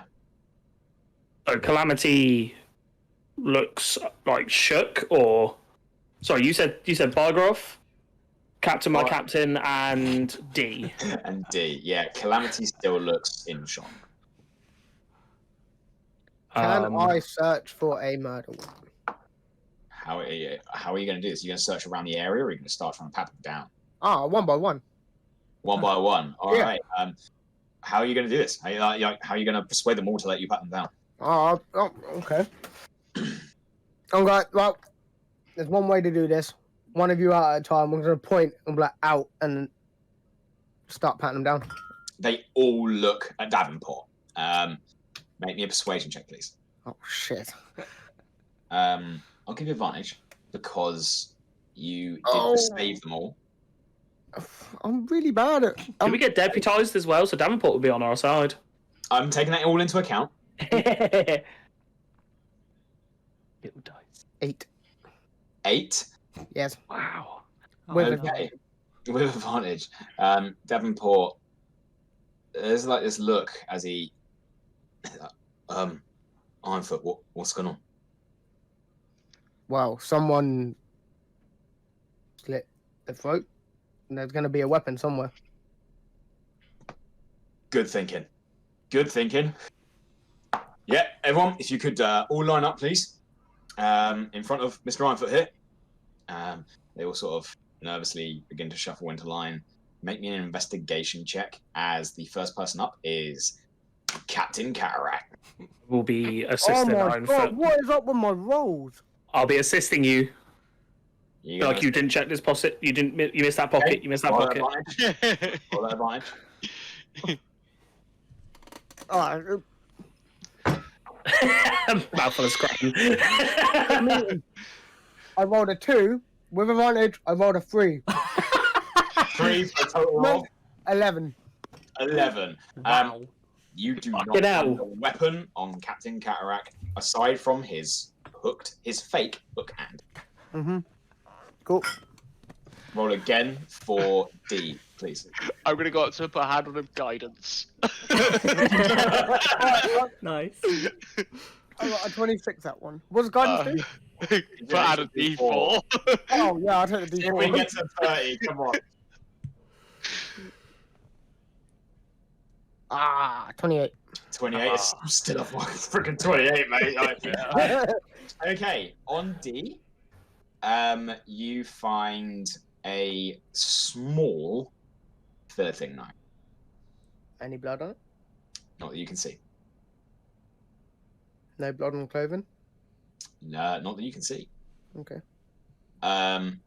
Again for Calamity, please. Guidance. Extra D4 advantage. So D4. That's a 30. Whoa. Let's Um, go. Holy Okay. shit. On Calamity, you pat them down. They seem, although they're still in shock, they don't mind this. You pat them down, and you pat down their pockets, and then you pat their back, and tucked into the back of their pocket, their back pocket, you pull out a bloody knife.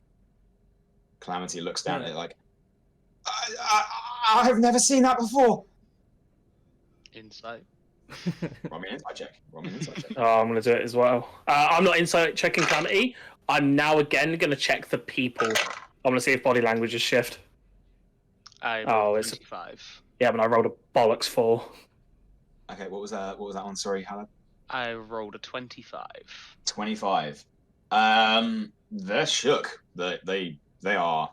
You're not quite sure whether it's because they've been caught or whether they are utterly confused as to why. Yeah. But you see that they're shook.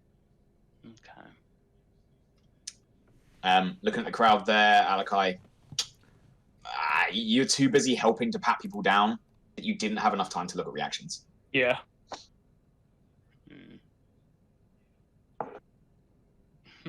Does anybody by any chance have a diamond?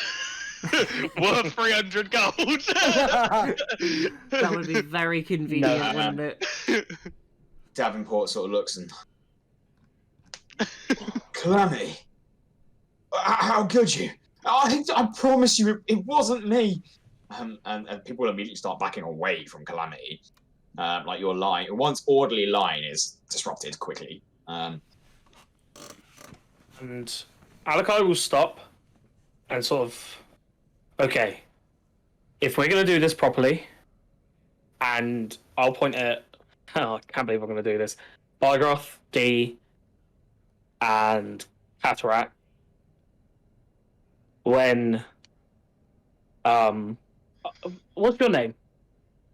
And I point at, the angry punk rocker. Who, me? Yeah, Has, you're the only one I haven't got yet. Oh, really? When Rayleigh shifted this blame towards Samson, the three of you looked a little bit more relaxed for my liking. And I point at Calamity. She has been consistently shook and upset, I also, think. fun fact about Keith, he did owe somebody money. That's also very true. Oh, I didn't know that. Never mind. I don't know that. Calamity and Keith didn't have a best relationship, but Yeah, I will Keith's say, a dick, apparently. I will say that Calamity was genuinely confused. Sorry. I don't know the actual term. I want to say shook, but I know it's not like the right term. Bruh, she's Um, so shook. She was shooketh when the dagger was pulled out.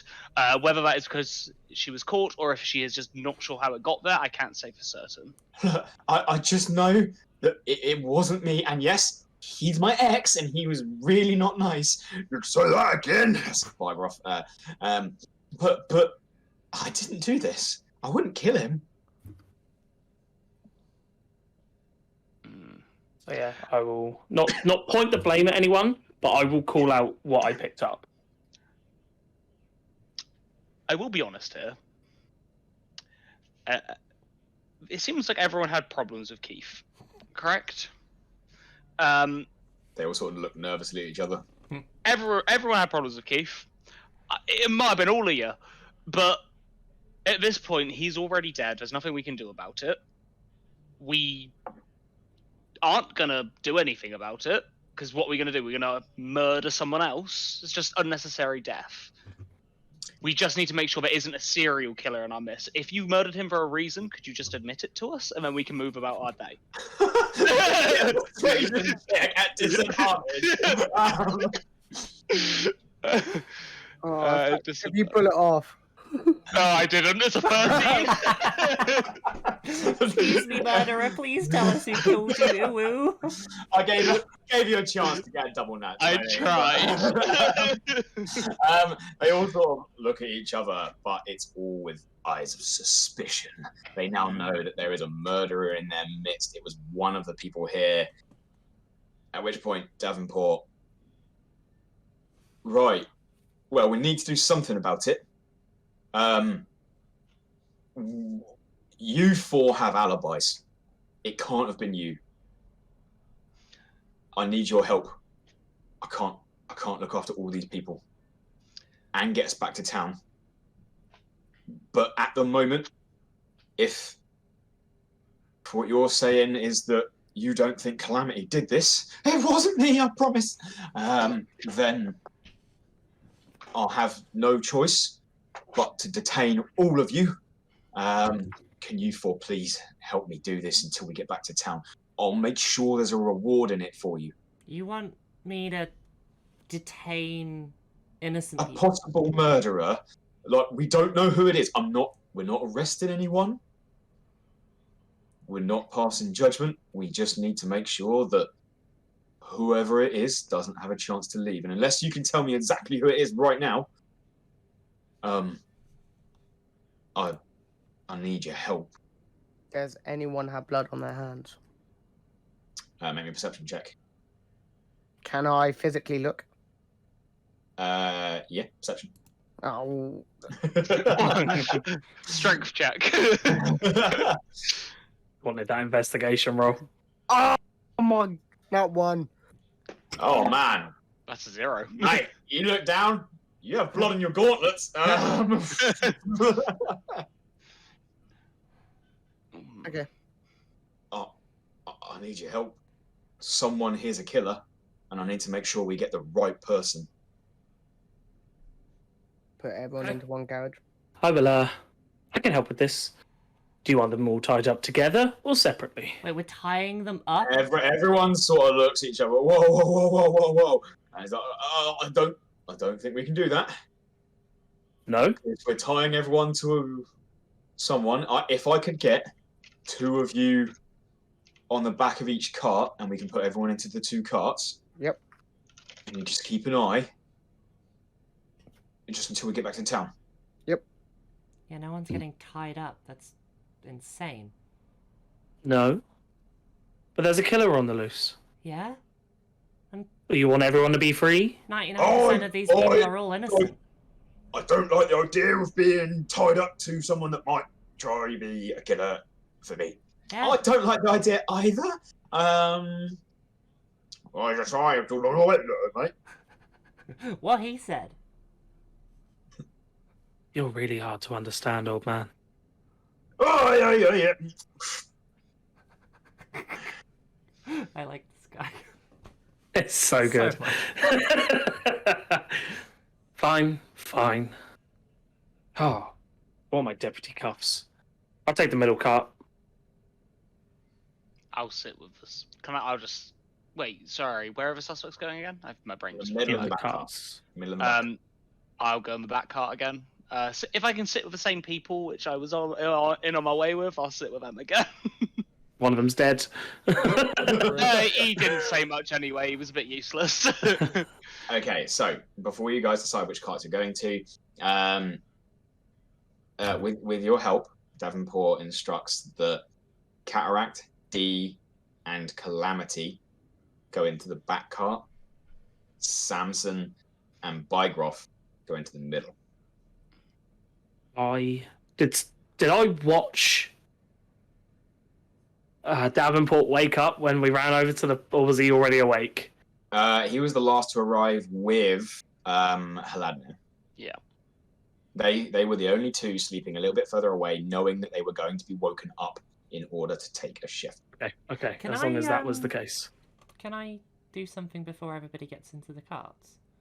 Yeah, just as people are getting ready to be loaded up, Davenport's Yeah. starting to tell people which one they're going in. I am gonna whisper in Rainbow Drop's ear. Go sniff, boy. Okay, make me an animal handling check. Cool. Ooh. Oh, fuck off. 4. Ooh. You love your dog. I Your do. rainbow drop. It's You my have baby. trained him to teach you. You have taught him how to carry you around. You have taught him how to be a good horse. And an emotional you support have buddy. not trained him to be a bloodhound. Fuck. Damn it. He sort of looks at you, sniffs you, and gives you a big lick across the face. Well, close enough. At least we know I'm not the murderer. I would like to sit as okay. I am gonna sit in the same car as Davenport. The front carriage Yeah. with no one else in it. Yeah. Okay. He's sat on the front. Are you going to sit up front with him, or are you going to sit in the back where you can talk but you can't see each other with the two bodies? No, I want to see him. You want to see him? You sit next to him. Okay. Yeah, and I'd like to do a perception check on him. Okay, we'll get to that bit in a minute. Cool. You're at the front car. Do you guys, now knowing where people are, do you guys want to swap positions? Going back to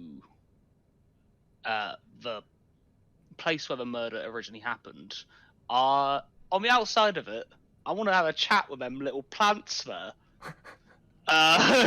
Just to see Okay. if they recall anyone coming out of Looking around, you're still in the Winterwood.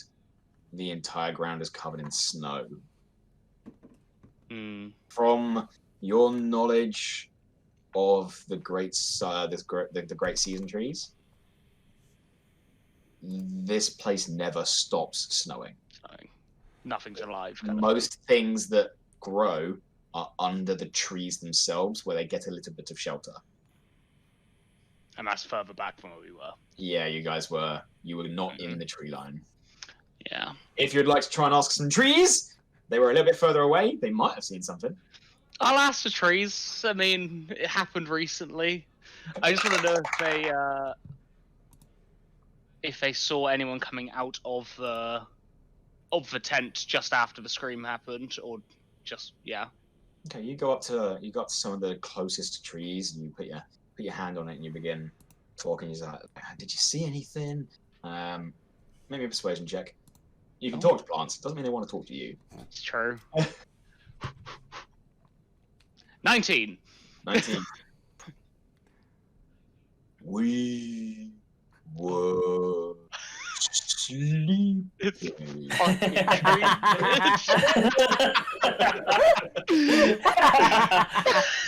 We saw little green monsters. Oh shit. In our camp. What is a camp? Where the people were staying, there were little green monsters there with us, yes? Where the humans We were. saw one little green monster with your people camp. Okay. Alright, everyone! It's not a person. There was a goblin. You look at the group and you see the reporter Samson, who is a goblin. Oh shit. He's like, what? I'm just right. The trees have told me there was a little green person. How green is Samson? He is a little green goblin. Okay, then yes. So he's saying it's a goblin. So I feel like, oh shit. You asked the trees Yes. what they saw. Yes. When trees have no concept of like what people do. They understand that this is a camp, and what they've told me, there was a little green being in our camp with the people. Well, yeah, because Samson's green. Yes, coming out. Oh shit! All right, the tree's dumb as fuck. All right.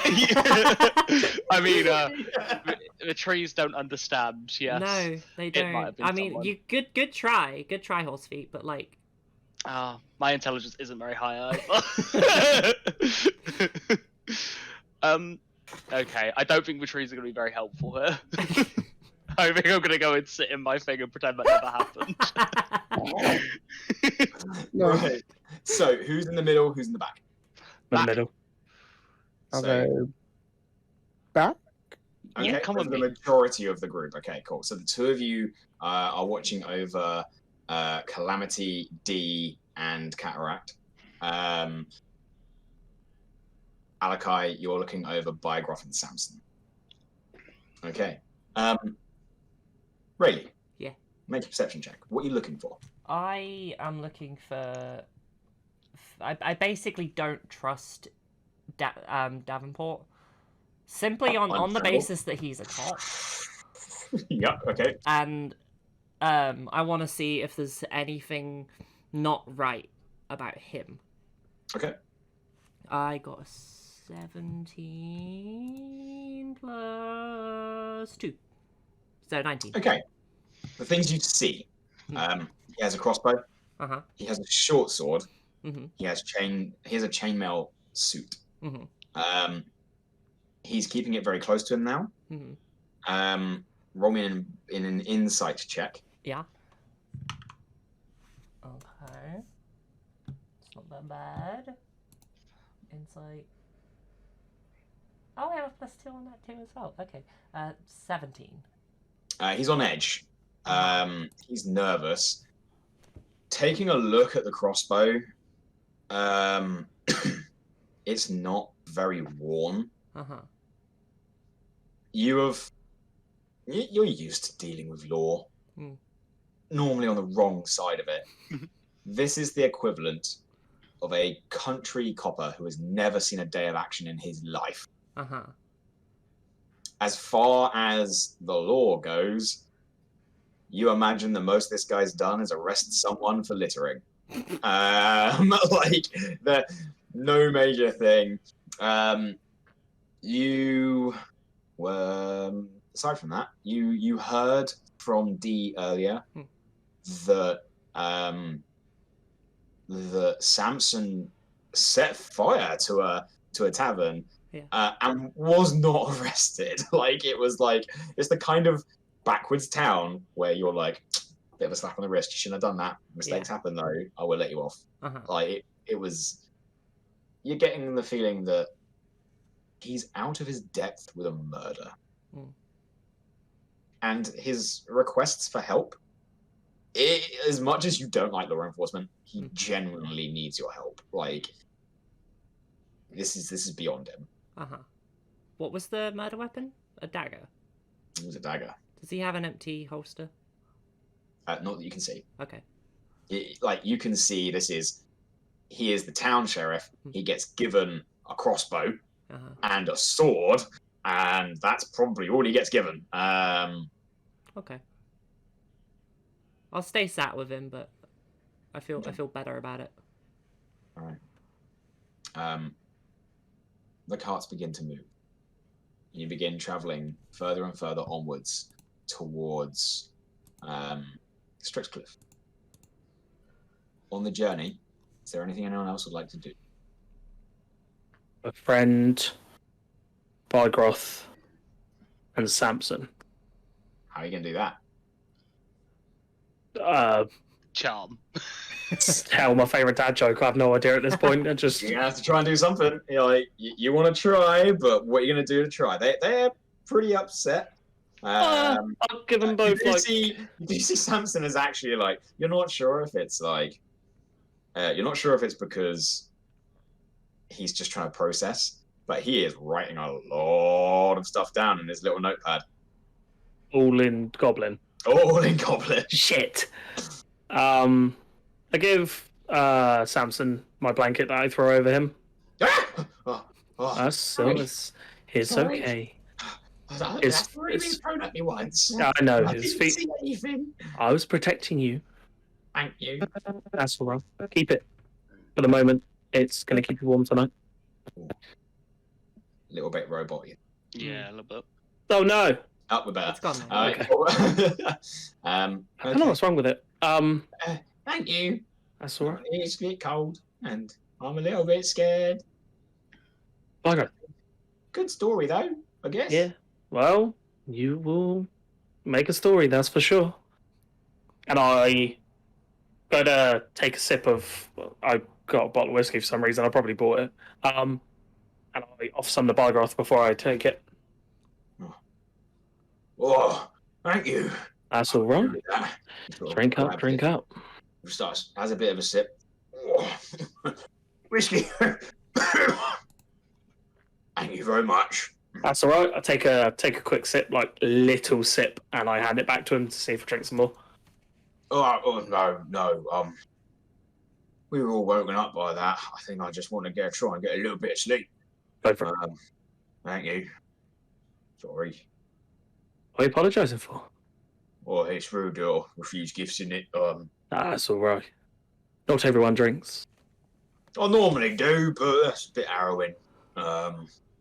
Did I hear that Dee had a solution for the money problem earlier? What was that all about? Oh, how'd you hear that? Oh, that really. You didn't hear fun. it. You said it out weren't loud. Yeah, that was when we were all in a circle and we were talking about things.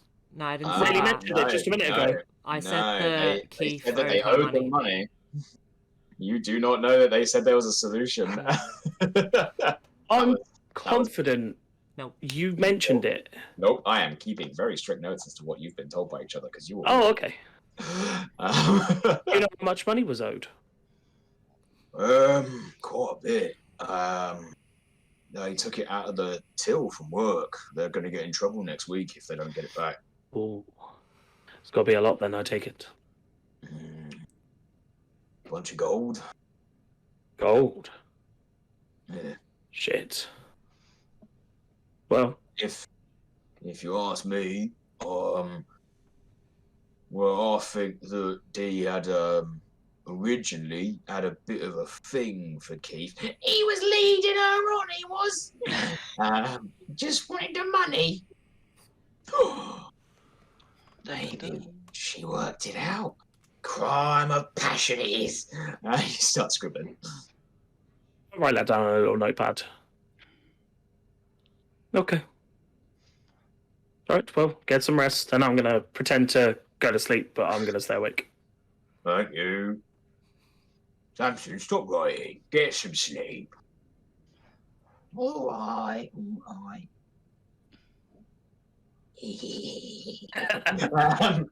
Right. Who was the one with the murder weapon that was found? I forgot their name. It was Calamity. It was the tourist. Okay. Yeah. How many feet away are they? You cannot see them. They are 2 carriages back. Are they 120 foot away? Probably not. Okay. Am I able to send a message to them? You need to know the direction of them. Just in like the rough direction of the carriages. You need to point at them. Ah, okay. Damn it. I won't do that then. Darn.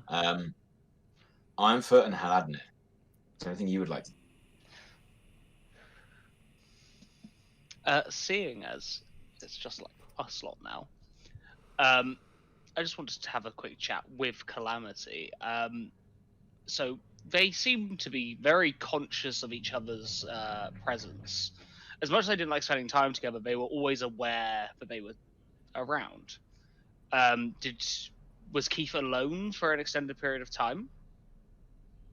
Like, at the camp or in general? In the camp, just before he was murdered. No, we just sort of all hunkered around in a circle, really, just taking cover and trying to keep warm under blankets. Okay. We had a small fire, keep us warm. Okay. Think of it.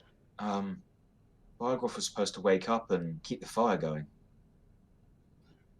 He said he'd do that. Oh, you're right. Bargroth, we did say he would keep the fire going, eh? Was the fire still going when you woke up? You would know that it was. Yeah, sorry. Yeah. Yeah. Okay. And did any of you wake up at any point in the night at all? I did. You know, the old bladder ain't what it used to be, is it? Like, you had to go pay them. Okay. And did you hear or see anything at all? No, not at all. I didn't. Did I not? Insight. Sorry, it's the way he says stuff. the way 17. the way he garbled sentences. Yeah, I don't trust his garbles. 17? 17. People have started to calm down a little bit. Everyone's still slightly on edge. You get the sense that Cataract is used to telling tales. You've had a conversation with him before About being a pirate. about being a pirate, and that actually throws you off. You're not sure if this is the truth, a tall truth, or a lie. Okay. But so you left the tent, you got up under the blankets and didn't wake anyone else up? Alright, well, no, on ship we have to be nice and silent, you know, like, and be quiet, otherwise wake everyone up. Yeah. Okay. Pretty quiet, sneaky me, that's why I steal loads of stuff on ships. Yes, You know, as a pirate. As a pirate. I must say, though, pirates renowned for being, combatants. And all the ones that get renowned die, don't they? So I'm just a better pirate. That is true. I can't deny. Have you only had any close calls of death in your pirating days? Plenty. There was that time with the Kraken, wasn't there? Like, on my tongue. Oh, Kraken. On the tongue. Okay. Okay, that's absolutely fine. But none of you guys have anything else to share about your neighbor's death? At this point, D speaks up. Well, out of everyone here, let's face it. Calamity, he made your life miserable, and you were found with the murder weapon. It's not mine. What are you saying? You know I wouldn't do that. Right, but look at it. Okay. I mean, if he was so bad that he made everyone's life in this village a living hell, why would anyone else care if he died? Yeah, who are you pointing that towards? Everyone. Why would anyone care if he died, if he's so bad? Cataracts immediately speaks up. Well, I don't mind. You little shit, what are you up? Someone off him out, like. He's so good. Okay. Oh, God. And Calamity, do you care that he's dead? Well, he's not my friend, but I don't think I wanted him dead. And how about you, D? Why would I kill him? He owed me money. Okay. I can't get the money if he's dead, can I? How did Now you I'm plan in to real get the trouble. Sorry? How did you plan to get the money? I realized that earlier I might have said that I had a plan. I was going to poison his drink one night and offer to take him home to find the money. Not with a deadly poison. I was going to find one that would get him more intoxicated than he normally gets. I was going to incapacitate him and take the money back. He owed it to me. Okay. Now the sheriff's going to have an eye on his front door at all times. But it does sound like that you have just as much reason to want to hurt him. Maybe not kill him, but maybe that's not what was intended. If a man is dead, someone slit his throat. I think that indicates more than just hurting him. I mean, did it get out of hand? It was you! No, sorry. I apologize. Right.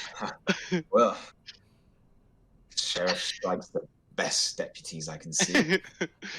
No, as I say, we're just having a chat. I think I'm done with you, if you don't mind. clearly not a great talker about this. No. It was clearly Calamity. Will you stop that? It wasn't me. Oh, come on. You're not fooling anyone. Okay. I actually have no idea.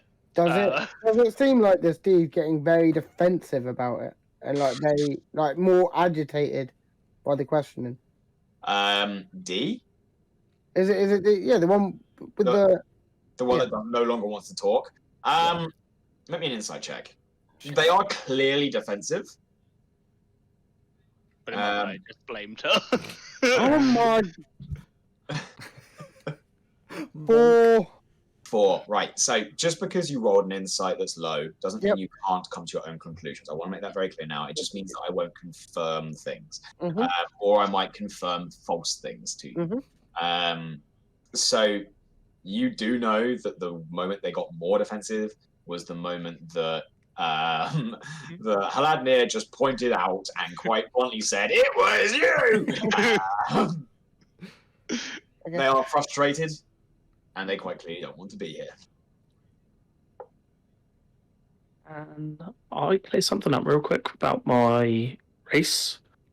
Go for When it. it comes to the shadow moving, Yeah. will it just go up the side of things without any restraint, or do I have to be on the same level? You have to be on the. They can move the same way you move. So If you have a climb speed, they have a climb speed. If you have a fly speed, they have a fly speed. So I couldn't, in theory, on this cart, get my shadow to move on top of the other cart. They could try. Your shadow can, in theory, just jump off the cart, jump onto the next cart, and climb on top of it. Yes, please. Okay. So it's within 50 feet of me. That's all I need, Yeah, you send your shadow over. It's within 50 feet. and I'll keep it there until I need. Okay. Is there a time limit on that, or is it just it stays there because it's As long within as it's 50 feet? As long as it's within 50 feet, you can move your shadow at will. Keep it there just in case I hear any shit kicking off. Okay. Ironfoot, Haladnir, is there anything else you'd like to add? No. No. Is there anything else anyone would like to do during this journey? How long of a journey is left? They mentioned that they'd be in Strickcliffe tomorrow. It's All right. just it's maybe 4 o'clock in the morning. Some of you haven't slept at all. Mhm. One of you has slept a little bit. None of you have had a long rest. I'll take my. Okay, I've got something that can help here. But I need a long rest to do it. There's a spell given to me by the gods called Zone of Truth. But I don't have it prepared, and I'm pretty sure I can change it after a long rest. After a long rest. So I feel like I'm going to go have a kip. Sure, we'll watch you. Have fun. Iron. You are with Ironfoot. Ironfoot. I Yeah. am. Watch it. Yeah. My Okay. man.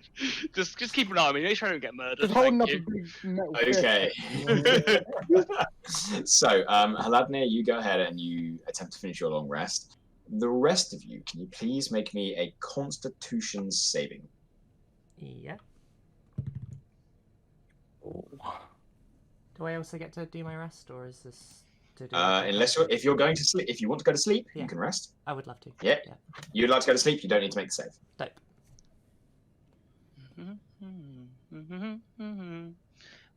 Wait, do I not have the spell? After all that. No, I do. We're good. We're good. I have it.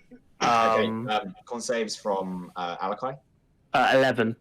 11, you're okay. From Ironfoot, 21. you're fine. You guys managed to get through an additional day without sleeping. That it does get harder to stay awake the longer you go.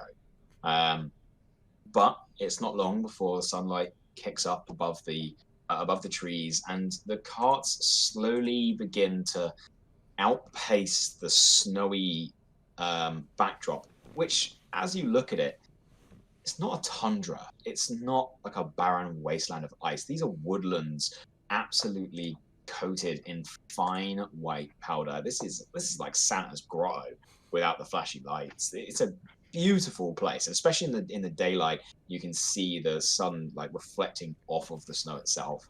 But it soon begins to give way. You notice that you guys travel past a couple of mountains, and the woods begin to shift. The trees remain pine needled, but you follow the coastline as you guys manage to find your way to the border of Strixcliff. You see the buildings rising up ahead of you, and you see the town coming into view. There's a couple of people beginning to wake. You see a couple of people walking over towards the farm to the north, as you guys are actually now traveling down this northern road. As the town comes into view, Davenport gives you a nudge, Rayleigh. Rayleigh and Hannah, you do get your long rests. Wonderful. And Davenport gives you a light nudge to wake you up and says, I'm sorry to wake you, but we are here. We're gonna gather everyone into the town. We don't actually have a jail, so I think I'm going to commandeer some rooms at the Slaughtered Hare, and we're going to keep people under house arrest until we can come to the bottom of this. I think that seems the best idea. Sounds good. Yeah, I guess. At the moment, you're at the back of the caravan.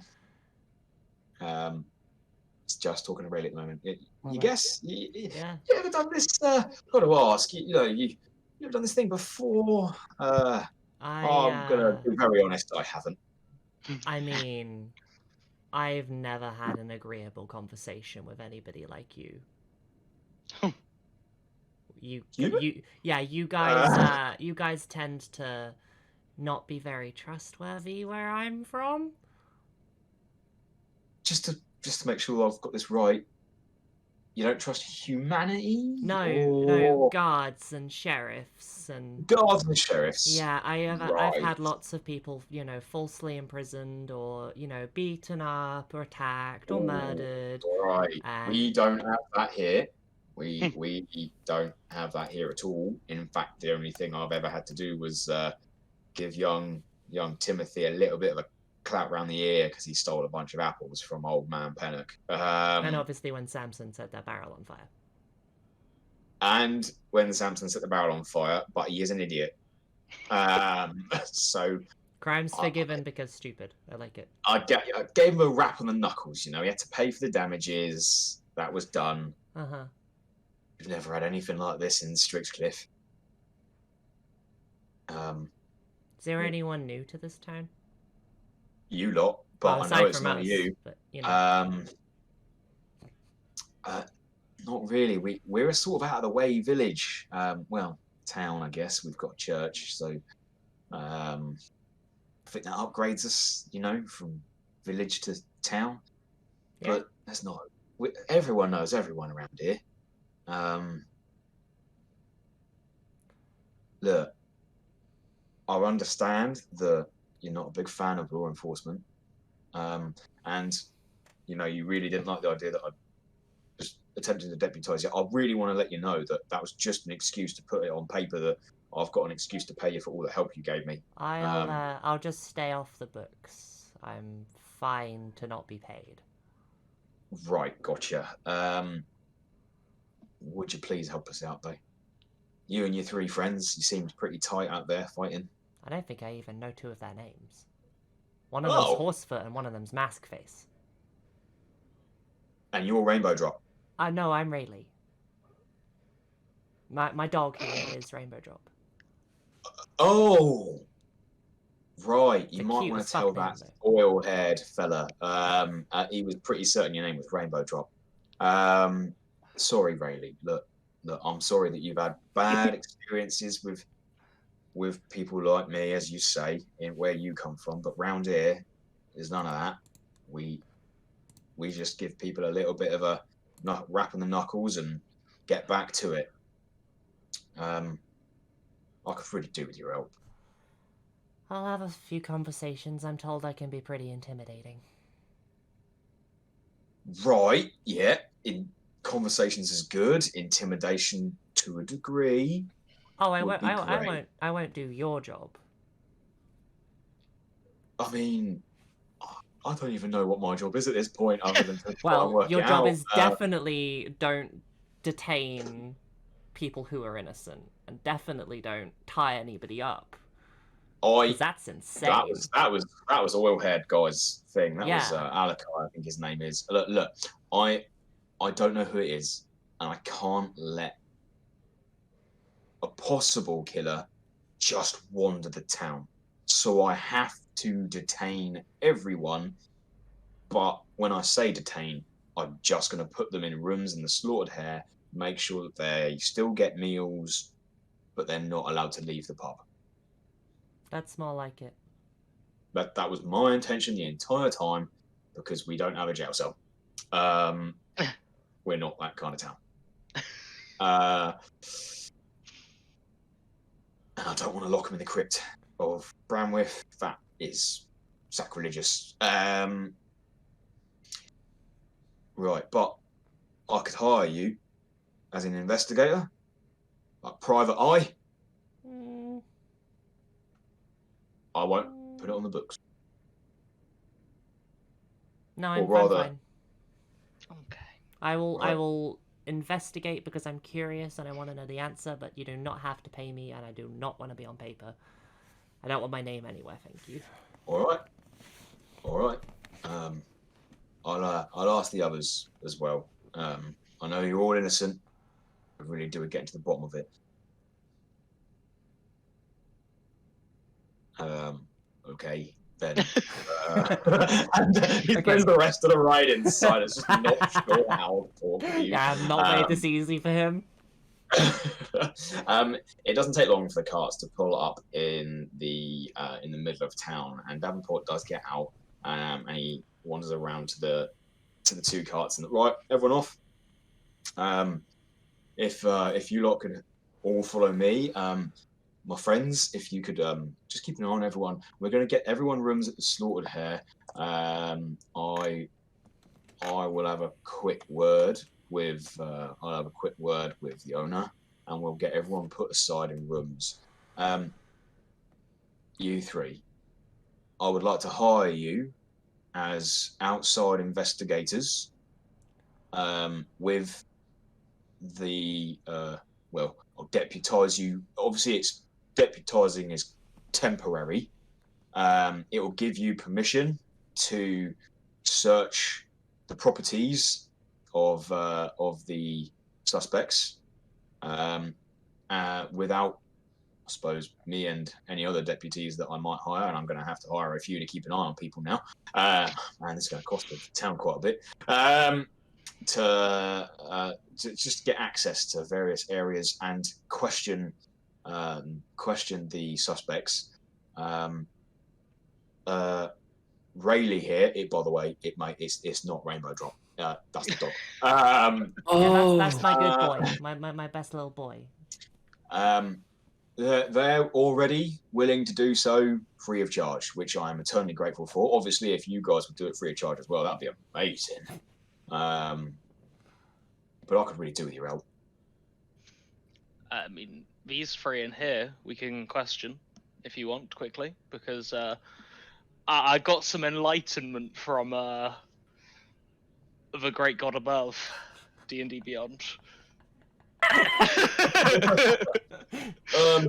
But look, probably best not to do it here in the middle of the street.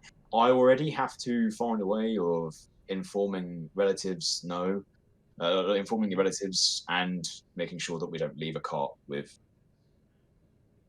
the people. Yes. In the middle of the street. So we're gonna get people stashed away, and then we'll do it there. Okay. Okay. If you guys could just watch everyone for a second, I'm going to go and organise this, and we'll be back in a minute. And he wanders off and he goes into the slaughtered hare. You guys are left with the carts. People slightly gathered around. It doesn't take long for Davenport to come back out.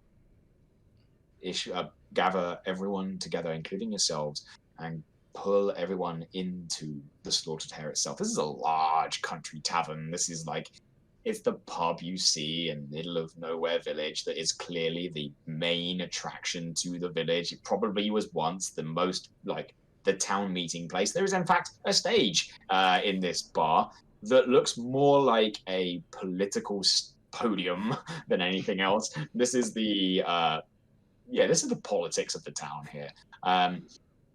Looking around and looking back, not once has Davenport mentioned that there is a mayor. And looking about, there wasn't, aside from a very large temple on the southwestern shoreline. You've only seen a couple of large buildings, and there's no single building that is more ornate or larger than any others. As you guys gather together in the tavern and the suspects are put in individual rooms, you guys are given keys to 2 doors. I'm sorry, we've run out of rooms with everything going on. You guys are going to have to share. Who am I giving these 2 keys to? It's paid for. Your stay is paid for. Your breakfast will be paid for by, well, as deputies. Who am I giving the keys to? I'll take one. I don't mind. You, one of you. Right. Thank you very much. I'm gonna hire some more people to keep an eye on this place. You never really gave me an answer. Would you? Oh, love to, yes. And you two? You look We can take a look. Hmm. But I'm not being responsible for any judgment passed. Yeah. We don't. The village will pass a judgment. We just need evidence or clear motive. I suppose alibis for those that might have it. We need enough reason to be certain. At the end of the day, if you're all willing and you all come to a decision, yeah, we'll pass judgment on the person that you come to an informed decision on. Unless, of course, it's ludicrous, but let's face it, everyone had motive. Everyone was there. It's not looking good for Calamity. No. But question the suspects. Have a look around their places of residence. I'll give you a map of the town. We've got 1 or 2. You know, back in the day when we tried that tourism thing, it didn't really work out though. And he does hand you the map that is now on Roll20. And Odds and sods. and yeah, odds and sods. If you have been taking notes, you'll know who works there. And that is where we are going to end our first session. Welcome All right. back. All right. I know this is spoilers, but who did it? Oh, mate, it was me. Oh, It damn, I was knew it. Davenport. What is it, you and cops? Jesus. Really, Zaka? That was a good session back. I'm That was good. so glad to be back in D&D. Yeah. Really Fuck yeah. It's nice to finally see everyone's characters as well. Hell yeah. Yes. I adore your characters, guys. I am so glad that we've got a good mix of people. I am really, really happy that I've got some of the homebrew races in my game as well, as part of my lovely homebrew world. It's good to be back in it. Hell yeah. Oh yeah. It is, yeah. Oh, it's killing me. We have to wait 2 weeks. Oh. Yeah. 2 weeks. So yeah, we will be back. I can speak. We will be back in 2 weeks, and I believe we will also be. Starting 2 at weeks? 7:30. It's every other week. Yeah. Sadly. Yeah, every other week. So we'll be at 7:30, and next it'll be the 23rd, I think. Yeah, it'll be the 23rd. I think we are playing on the 6th, and I think Lemon we're playing on the 20th. Yes, we are playing on the 20th, and then I'm gone. And then after that, we will be missing Almost a we- month. A whole month for holidays. I think the next time we play will be on the 3rd of April. After that, That's a long time. yeah, I love you guys, but I'm not going to run a D&D session from Australia. Yeah, that's It's fair. not Yeah. That's a bit much, isn't it? Yeah. Absolutely, Oh, absolutely. You better Right, not I better get sleep. cliffhanger us then. The commitment. I'm going to make sure it's the biggest cliffhanger. God. Thank you all for playing. Fuck yeah. Thank you. Thank those that are watching for watching. And we'll pass everyone back to Pixie to Yeah. finish up the stream. Whoop, whoop, whoop. Have a good one. Love Thank you you, all. everyone. Thank you. Goodbye. Bye, guys. Thank you, everybody, for existing. You're all wonderful. I love you. Like, why do I always stay up to watch Pixie against a better judgment? Aw, Simon, you're so fucking sweet. What the hell? I'm so glad D&D's back. This is fucking great. I'm actually going to be really good at uploading these to YouTube. So if you're watching this on YouTube, hello. That wasn't awkward at all, was it? Yeah, I'm gonna upload this shit to YouTube and stuff. Normalize men being sweet. Fuck yeah. Fuck yeah. And if you do want to subscribe to my YouTube, I think it's on my socials link. I don't know. I haven't promoted my YouTube in a fucking long time. And it was only, like, I kept, like, using it just to upload D&D stuff, but I think I'm going to start uploading Twitch clips to it, because I feel like that's probably a good idea. I don't know. Also, Waffles, you're adorable, and I love you. Outfit check. Whoop, whoop, whoop, whoop, whoop. I am going to be streaming again on Wednesday. They were like, cutie, no you to the power of 100. I don't know maths. I don't know how to do maths. I'm bad at maths. But yeah, fuck. Okay. Yeah, that's it. I'm gonna shut the fuck up now, and I'm gonna end the stream. I did a lot of fucking work on this D&D stuff today. It was ridiculous. That logo you see in the top left, I'm staying on this scene thingy in OBS because I made it and it's pretty and it was difficult. I went through a lot of effort to make that. But yeah, I'm going to be streaming again on Wednesday. I usually announce all of my games on the day that I want to play. We do D&D once every 2 weeks. And if you didn't hear what we said a second ago, we're going to be going live at the slightly later time of 7:30 because people got to get home from work and stuff. It's very important to be able to do that.